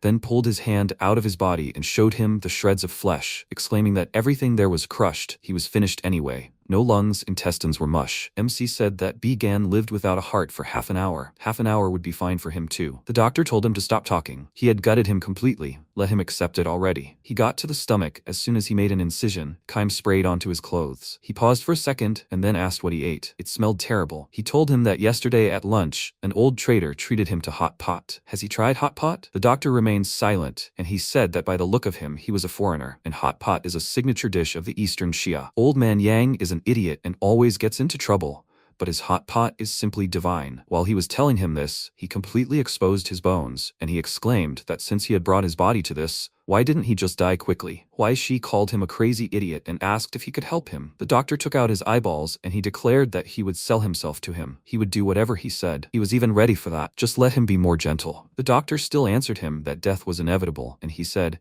even if it was inevitable, he still didn't want to. Isn't it possible to live as long as he wanted and then die? Suddenly a bright glow began to emanate from his bones. The stand with medical instruments fell, and the doctor cursed, asking what was happening. His entire skeleton began to glow brightly, and the doctor waited for a while, then looked at the ceiling and exclaimed discontentedly that he had won. Let him take him from here, and immediately, he never wanted to see him again. A bright light appeared on the ceiling. It flared sharply, and the skeleton fell into this radiance, overgrown with flesh, and when Huaishi's body returned to normal, he was taken away. Passing through the wall of light, he found himself among the stars. Ahead was a planet made of nothing but sea, a silver sea. He immediately headed there, and behind him stretched a tail like a comet. Finding himself above the planet, he felt great power and saw two black dots in the middle of the sea. There was a raven and his friend there, drinking beer. The man said that after he showed his daughter his photo last time, she burst into tears and demanded the same raven for herself. He had nowhere else to go, so he had to quickly catch her a dove. They hadn't seen each other for 7 years. He was interested in how she was doing, how she was studying. The raven smiled and told him not to worry. He saw her just before leaving. She had grown up, already a grown woman, slender and beautiful. Only the pigeon he slipped her seemed to be a bit of a problem. MC suddenly lost control and started falling. And seeing a bright trail in the sky,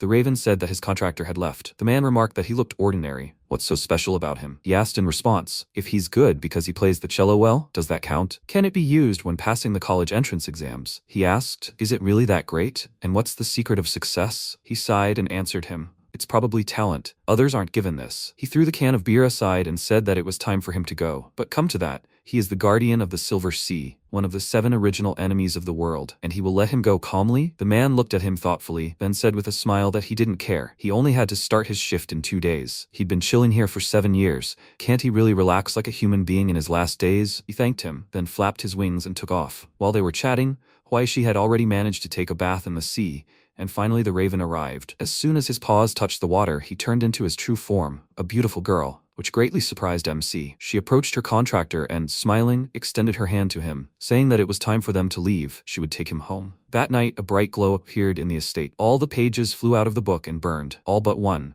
and on that single page, a news story about the green sun was written. All this time, Huaishi was in intensive care. Although he was dead, they did not disconnect him from the machines, and finally he regained a pulse. He woke up at home on a shabby sofa. He tiredly touched his head and asked, is he still alive? And how long had he slept? I Ching answered him that he slept for about 12 hours, and it seemed he had recovered well. She had been sitting by the front door this whole time, reading a book, waiting for him to wake up. Trying to make sense of it all, he asked what had happened yesterday, and excitedly exclaimed, how's Dongli? She told him he was alive in intensive care. If he was lucky, maybe he'd wake up someday. But it wasn't his fault. Rather, he was lucky to have survived at all after the green sun had appeared on him. She slammed the book shut and headed for the exit, saying that although a lot had happened yesterday and the client had left, it was all over for him. He asked, confused, is that true? She confirmed it. Be that as it may, he wouldn't be involved in the further case anymore. No one would hunt him anymore. He could return to his quiet life, to which she congratulated him. She turned to him one last time. He peered intently into her face, and she asked, what's wrong? Was there anything else he wanted to ask? Is he worried about Dongli's car in the parking lot? He didn't let her finish and said, one thought has been bothering him lately. Where has he seen her before? She looked at him in surprise, after which her subordinate opened the door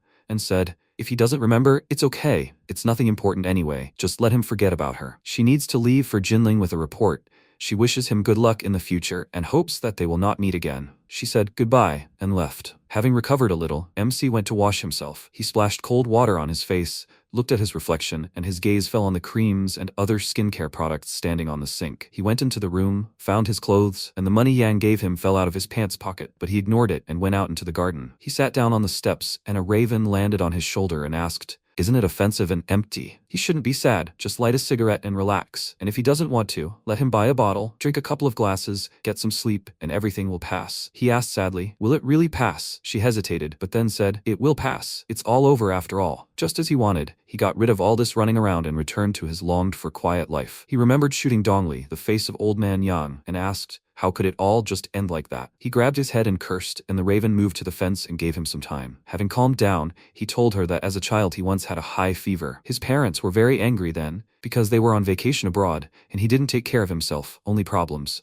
They gave him some money so he could go to the hospital himself, but he felt so bad and sleepy that he didn't go. He fell asleep right on the couch in the living room. He had all sorts of strange dreams then, like he had grown wings and was flying in the sky, like this old house could talk, wipe his sweat and pour water for him. And then he heard someone climbing over the wall. Someone in a mask climbed into the house from the yard, with a knife in his hand. He hid behind the door and was afraid to breathe. He was very scared. If that person had found him, he probably would have died. He didn't want to die, so he killed him. He hid behind the door and chopped him on the back of the head with an axe. Then he buried the body in the garden, lay back in bed and pretended that nothing had happened, nothing at all. And then he had many more dreams. Surprisingly, the fever was gone in the morning. He went to a small hill behind the fence and said that he was really very lucky. At first, he was very afraid that someone would come to arrest him or find what he buried in the garden. But so far, it seems, no one has found anything. If he hadn't hidden it then, he wouldn't have to suffer so much now. No, if he had been killed then, he wouldn't live the way he does now. He felt disgusted with himself. She said that he didn't have to torture himself. Hadn't he thought about that option? Maybe it was just one of those nightmares when he had a fever. He agreed with her. Anything is possible. He bought shovels many times but then lost them again. Every time he stood here, he hesitated. He was afraid of what was really hidden underground. In fact, he wasn't afraid of digging up a body. He was afraid of the truth. If he dug up this place, he wouldn't be able to deceive himself anymore. And how would he then return to his quiet life? He took a shovel and said, he thought he would deceive himself all his life, but now there is nothing to be afraid of. He always knew, from the moment he was born, his parents never loved him. After his grandfather died, they stopped caring for him. He doesn't need them at all. When they were there, he worked constantly, no help at all. And when they left, he was left completely alone. So he lived all these years, patching one hole after another, barely surviving. And now, if he doesn't earn money, let alone pay for his studies, he simply won't be able to survive. He himself knows that such a life isn't worth a dime. Why? For what purpose does he suffer so? This isn't life, but a nightmare. No matter how hard he fights, nothing will change. And on top of that, they despise him. Maybe it's easier for him to just give up? No. He's strong. He'll endure. Even if he has to sell his dignity, he doesn't care. He's not angry because he knows that as long as he keeps moving forward, everything will work out, little by little. Everything will return to normal. There are people like Old Man Yang, who specifically look for work for him,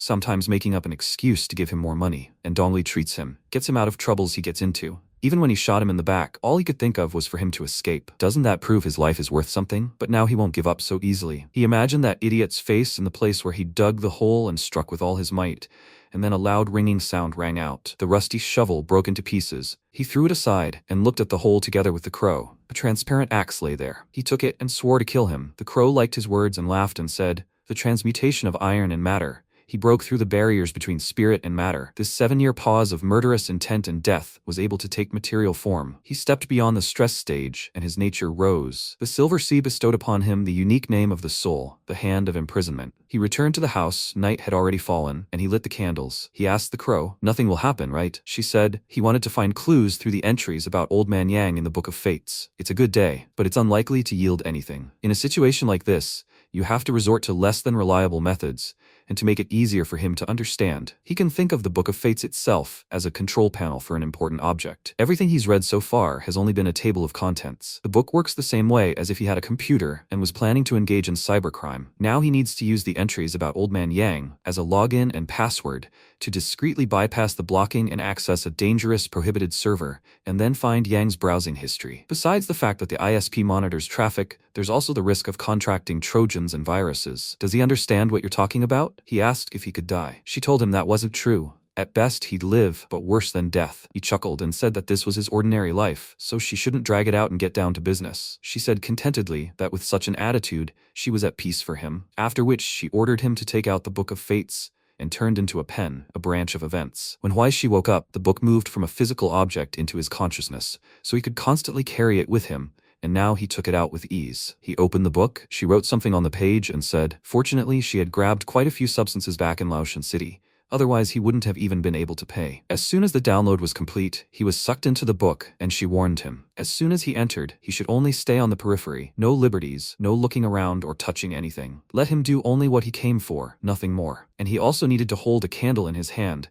and as soon as the flame went out, he was to immediately return. He had his 3 minutes. After that, he found himself in a dark library, lit only by the flame of his candle. He looked around and saw a huge eye of a creature staring straight at him in the middle of the bookshelves, and he recoiled in fear. There was a crash, and a crow warned him. 2 minutes 40 seconds left. How much longer would he wander there aimlessly? She was taking a risk by covering him. He must be wondering what that sound was. He was almost spotted by a predator, so he had to be quicker. He pulled himself together and got down to business, and to avoid getting lost, he kept his eyes on the fire. The candle had absorbed the ruined notes of Old Man Yang. It would show the way to his archive. He walked carefully between the shelves, and the crow stopped him and said that it was here, 3rd row. 2nd book from the left. He had to be quicker. He only had a minute left. As soon as he opened the book, his eyes widened sharply, and tentacles reached out from all corners of the library, intending to grab him, but the candlelight stopped them. He was scared. The crow told him not to pay attention to it. He was here for something else. Let him forget about the librarian, absorbed in the hellish dimension. Until the candle went out, it wouldn't find him. He had 50 seconds left. A tape popped out of the book, containing all the fragments of Old Man Yang's life. In one of them, he saw him straining on the toilet and let out a chuckle.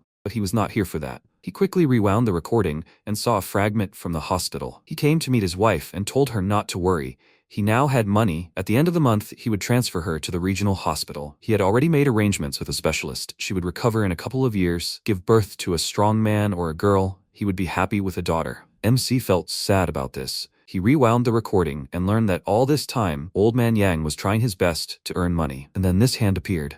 A shout was heard. Why she? Can he handle it? 20 seconds left, he replied. Soon, very soon. Yang asked, Tachikawa is short a cellist at the reception, right? No problem, he'll take it. Yeah, he saw that guy Why she. Okay, then they had a deal. He hung up and laughed, saying he'll be happy. I need to tell him first. He got up from the couch and said, Driver 4 is here. They told him that was great and he should go. The MC screamed loudly. What? A nightmare like waves of a silver sea carried him here. Why she ordered him to come back immediately. He's in trouble. The MC screamed, almost. Soon, he's almost found it. He quickly scanned the system windows when suddenly a premonition of death appeared. His body began to get tangled more and more in his hair, and he screamed, come on, faster. He could hardly see anything anymore, when suddenly he screamed, yes. He chopped his hair and ordered him to get out. The crow said he had completely lost his mind. Just a little more, just a little bit. His womb would have dissolved there and would have remained forever at a depth of 27 in hell with all this evil. That thing remembered him, until he gets to the 5th rank and becomes crowned. He shouldn't even think about going there. Why, she said, he found it. He found it. The crow flapped its wing and said, by the way, yesterday's events made front-page news in East Asia. After all, there was an emergency mobilization. Even Baidizi was involved. Nothing can be hidden from these flies. MC Dude sat down on the sofa and asked again, tomorrow's news? It's that lousy newspaper that tells everything but the truth. The crow answered thoughtfully, if he pays, sometimes they tell the truth. Probably. Yet this is the largest, most expensive,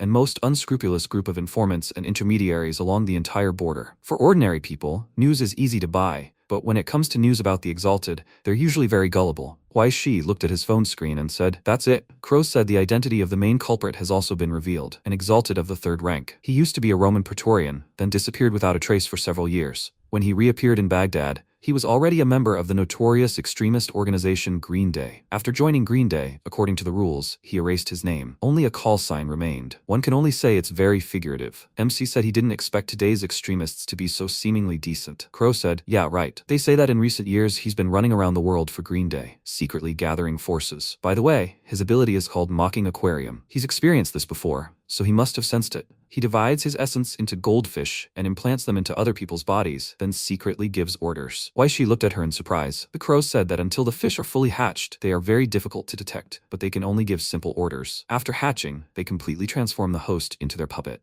There are 7 fish in total. If they are lost, it will take a very long time to replenish them. Also, the stigma implanted in him belongs to the tombstone branch, which has already reached the 3rd stage. Legendary undead with astonishing vitality, they say that as long as the brain is intact, life is not in danger. The peculiarity is that the stigma allows one to dissolve one's own presence and become invisible. Once he activates the stigma, even in a crowded place, no one will pay attention to him. This skill would be well suited for a certain yellow-black website. The downside is that invisibility only affects a person's subjective perception, so it doesn't affect cameras, photographs, or reflections. MC asked, did they really find out everything in such detail? The crow replied, yes. Otherwise, how would they sell it? Why she opened the bank and screamed loudly. He worked like crazy and earned over 20,000. Where's his money? He couldn't buy something cheaper. The crow replied, cheap doesn't mean good. Besides, since he was going to certain death, he wouldn't need the money anyway, right? MC screamed, who said he was going to certain death? He couldn't call anyone. The crow looked at him thoughtfully and asked, who would he call? Lu Dongli is still in intensive care. Before leaving, she said she was going straight to Jinling, probably. She's already at the airport. Does he have their contact information? What will the police do? I Ching? Special branch? Then O2 will do? MC asked. Then maybe. So what should they do? It's a nightmare. It's impossible to do this. It's impossible to do that. The crow said there was an option. From now on, he would go his own way, and he would go his own way. His brother, Red Gloves, would roam free and continue to wreak havoc. And he, thanks to his diligence and golden finger, would rise to the top of life. If this arrangement suited him, she would be all for it. Could his sister really wish him harm? Why, she replied, absolutely. She had already set him up from head to toe. The crow cleared her throat and said he needed to understand something. As the master of the Book of Fate, Kuai Shi, since he had already ascended, he could no longer bind himself to these weak dogmas. Until the Commission of 10 in the administration issues the law of the 12 tablets, for the ascended there is only one law, the law of Talion, an eye for an eye, a tooth for a tooth. If she can teach him anything in this process, then this is his first lesson. In this world, there is no pity or compassion for the weak, and there is no room for cowardice in anything, just like in what he faced. If he does not control fate, then fate controls him. She flapped her wings and then asked, how was he? Did he feel all the coolness of his sister? She had been thinking about this cool phrase all night. She ordered him to say something. Why, she looked at her thoughtfully and asked, by the way, does she by any chance have hidden combat power? At a critical moment, can he transform? They will unite.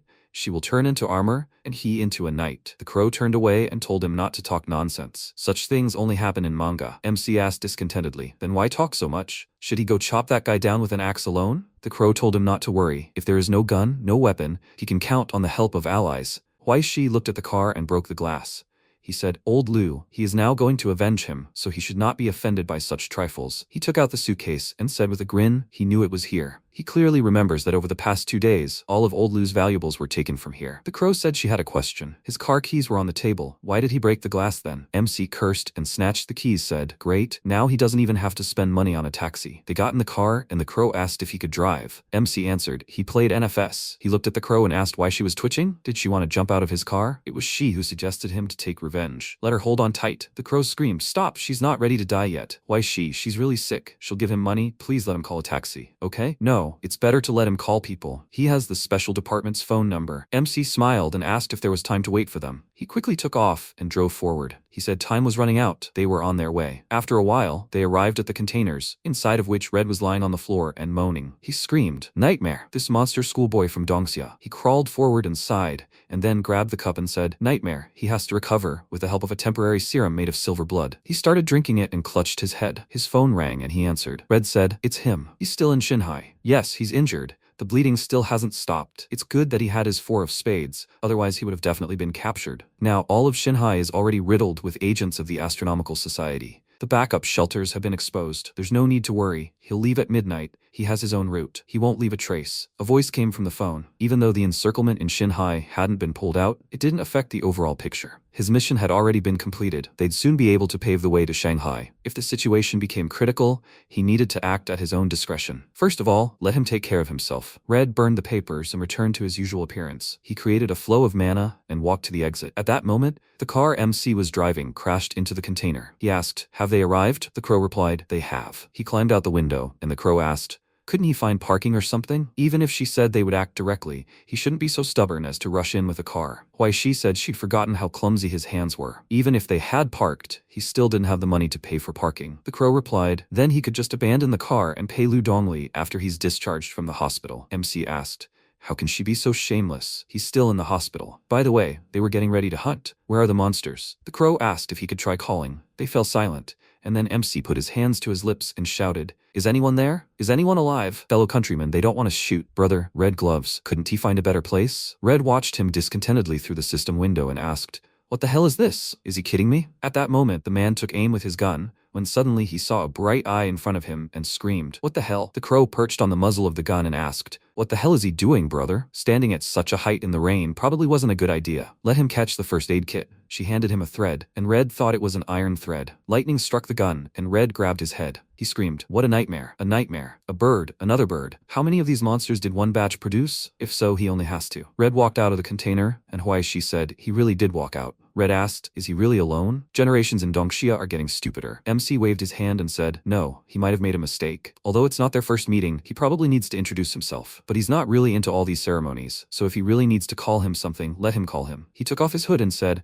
Let him call him Little Sue of High Road. Red cried out in irritation. Idiot, is he kidding him? MC shot at him and hit him in the head. He thought he hit. At that moment, the ghoul's regeneration began and Red disappeared. Why, she thought, did he disappear? What just happened? Why is he here? Suddenly, a shot was fired at his back and he fell to the ground. MC thought, it hurts. Although he had put on a bulletproof vest beforehand, the wound on his back had not yet healed. He looked up and saw Red's body in front of him, who had quickly moved. So this is the ability of the third-tier ghoul stigma. Not only does it make him invisible, but it also makes one forget that he exists. Why, she stood up, when suddenly a voice rang out, a ghoul. MC remembered the crow's words. In Eastern European legends, a ghoul is a living dead person who has risen from his grave, or, in other words, a vengeful spirit. It was precisely due to his special origin, buried deep underground, that he acquired this unnoticed feature. The downside is that it doesn't work on videos and photographs, and it can be detected through reflections. Currently, MC thought, the rain is so heavy, what reflection is there? Wait, videos and photographs. Exactly. He opened the book and said, and to his right stands Red, who was looking at his frightened face with ease and interest. He fired and hit the enemy's body. He fired one more shot, after which Red dropped his gun. Why, she heard the sound of a lion's roar. MC said that the description of this horror is truly beyond praise. He saw a lion approaching him and barely managed to dodge. He turned around and asked, what kind of nonsense is this? Is this a hallucination? The lion looked at him and rushed to attack again. The crow asked, young man, why is he frozen? Let him shoot. This is a lion that was brought to the exhibition from South Africa to the Nanjing Zoo. Is it real? Does he want to become a fresh steak of a creature? MC screamed. The mocking aquarium can control even animals. Why didn't she say so right away? He started shooting, when suddenly he ran out of bullets. Why, she dodged and screamed, what a nightmare. The lion swung its paw and hit him, causing him to fly to the side and cough. The lion began to move, and MC thought, he can't move. Too bad, he broke his right arm. The lion rushed to attack when suddenly a bright mana pierced his body. MC rose from the ground and released his mana. He asked, does the creature like it? Let it enjoy. How does the lion taste his strength? At that moment, Red stood up, holding the aquarium in his hand. MC put the gun to the monster's neck and fired. The lion's body fell on him, but he threw it away. Red asked, does he think that's all? MC looked to the side and screamed when he saw a snake starting to wrap around his body. He thought, there was a snake too? Red smirked and said, he admits, he almost lost to him, just a little. He grabbed Huaishi by the head and said, but his terrible tricks ended there. No need to be afraid, he will not kill him. After all, even he doesn't often get the opportunity to turn an ascended into bait. He laughed and said, he will become a living corpse that will work for him. The snake hit the mask on MC's face and it split. Red asked, puzzled, is it him? What a huge mistake it was not to kill him then. Good. It's not too late to fix everything. He grabbed MC's head and he told him to think about it. In 18 years. No, in 17 years he will come again. Red chuckled and asked again, 17? He is not 17 years old. When his soul is devoured by goldfish, he will turn into an empty living corpse. His mana directed towards MC and he screamed loudly. Red ordered him to scream. Scream. Soon his 5 senses will be completely absorbed. He no longer feels a single pain. Huaishi's body went limp and Red laughed joyfully. He said, it's over. He didn't expect that he, a Green Day employee who rose to the 3rd rank, would fall to this, almost losing to some schoolboy from Dongxia. When will he be able to return to his homeland, to those native forests, to betray Rome, to become part of the Green Day, to penetrate reality? He had wandered for too long. His eyes widened in surprise when he saw the snake let go of MC. Red frowned and asked, what the? Huaishi began to unbutton his jacket and said, it's just a humidifier. He remembered Liu Dongli's words, the first lesson of the introductory briefing.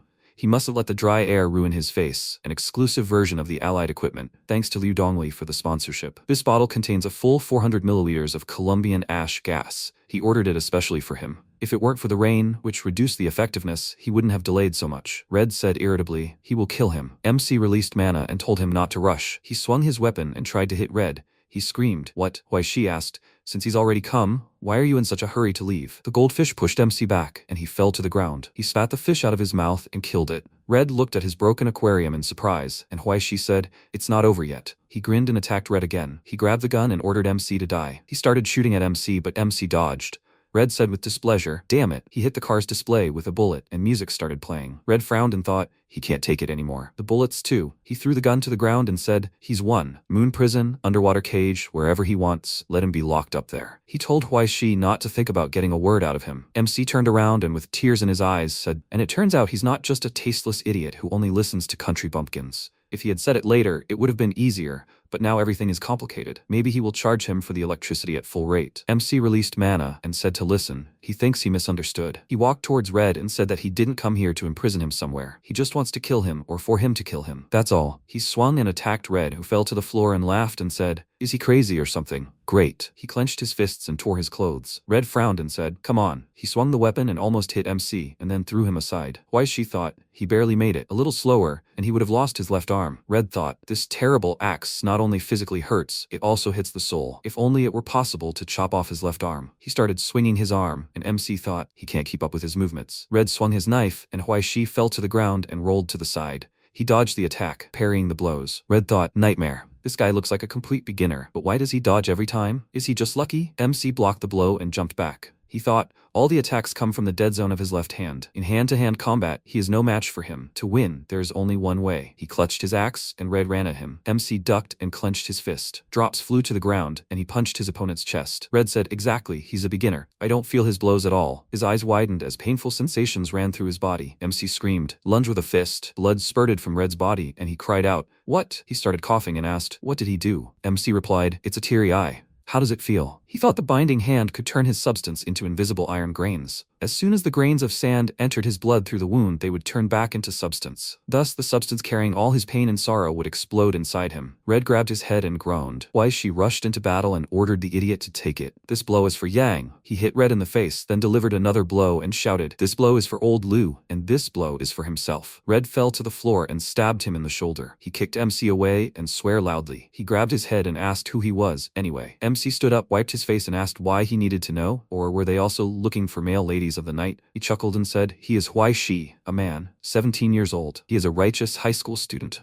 I guess. He released his mana and said, it's time to end the show, buddy. He rushed to attack and screamed. Once again, he punched Red in the stomach and stabbed the knife that was just in his shoulder. Huai Shi said goodbye to Red Gloves. Red looked at him and thought, so the high school students from Dongxia are also a bunch of monsters. The car exploded and Red's body with it. Crow said, it's finally over. Beautiful, he did well, Huai Shi. MC looked at this carefully and said, they will definitely die one after another. A long, long time ago, and a very, very long time ago. After a while, he was surrounded by many cars. He covered his face with his hand and looked around. Chief Fu came out to him and asked where Red Gloves was. MC replied, he's dead. Chief Fu asked, did he kill? Huai Shi smiled and replied, it was actually a bald hero passing by. Just when he was about to be killed, he suddenly fell from the sky and saved him. With one palm, he finished off Red Gloves, then dusted himself off and left. If he wants his name, you can call him Super Su of Huai High Road. At that moment, Chief Fu looked at the screen of his tablet, where the camera footage of MC fighting Red was clearly visible. He thought, so he's ascended. He single-handedly killed a third-rank employee from Green Day and still got off so easily. This guy. MC was handcuffed, and Chief Fu asked, before he cooperates with them in the investigation, does he have anything to say? A voice rang out, Chief Fu, where is he going to take an employee of the Astronomical Society? If she's not mistaken, the Special Department has the authority to supervise members of the Astronomical Society. But matters of detention, and trial fall under the purview of the country's Central Governing Council, right? MC turned around and saw Ai Ching. She said, besides, today he just introduced the Astronomical Society, which destroyed the green packaging in the ridge. That is, the bright green button. No matter how you look at it, they have no authority. Chief Fu asked, a member of the Astronomical Society? Since when is that so? Ai Ching replied, 5 days ago, when Huai Shi volunteered to be the bait, he signed an agreement to provide civilian voluntary assistance to the Astronomical Society. The term is 1 month. That is, he is still a temporary employee of the Astronomical Society. If he has any doubts about this battle, let him ask questions. Tomorrow or the day after, she will bring him to the special department and explain everything in detail. But for now, could they please remove his handcuffs? Chief Fu said it was the first time he'd heard her address him like that. He was flattered. He turned around and said, no need to get cocky, little one. He hoped he wouldn't have to see him in the special department prison in the future. After a while, MC was released, and he asked, by the way, she went to Jinling, didn't she? Ai Ching replied, she was lying. She felt he was hiding something from her, so she put a tracker in his pocket and watched from start to finish. Is he angry? Huai Shi took out the tracker and replied, a little. He thought about it, but when she managed to put it down, Ai Ching threw him something, which he barely managed to catch. She said he could be angry if he wanted. Huai Shi asked, what is this? She replied, this is his ID. MC looked at it and at her thoughtfully. Ai Ching replied, now he is the executive secretary of the Xinhai Prosecutor's Office at the East Asian branch of the Astronomical Society. MC didn't understand anything and froze with a stupid smile on his face. Ai Ching replied that frankly she didn't care what exactly he was hiding, but if he didn't want to go to prison for murder, let him, so to speak, work hard for her. Huai Shi pointed at himself and asked, is he a secretary? Was he recruited? Ai Ching replied, not recruitment, but serving a sentence.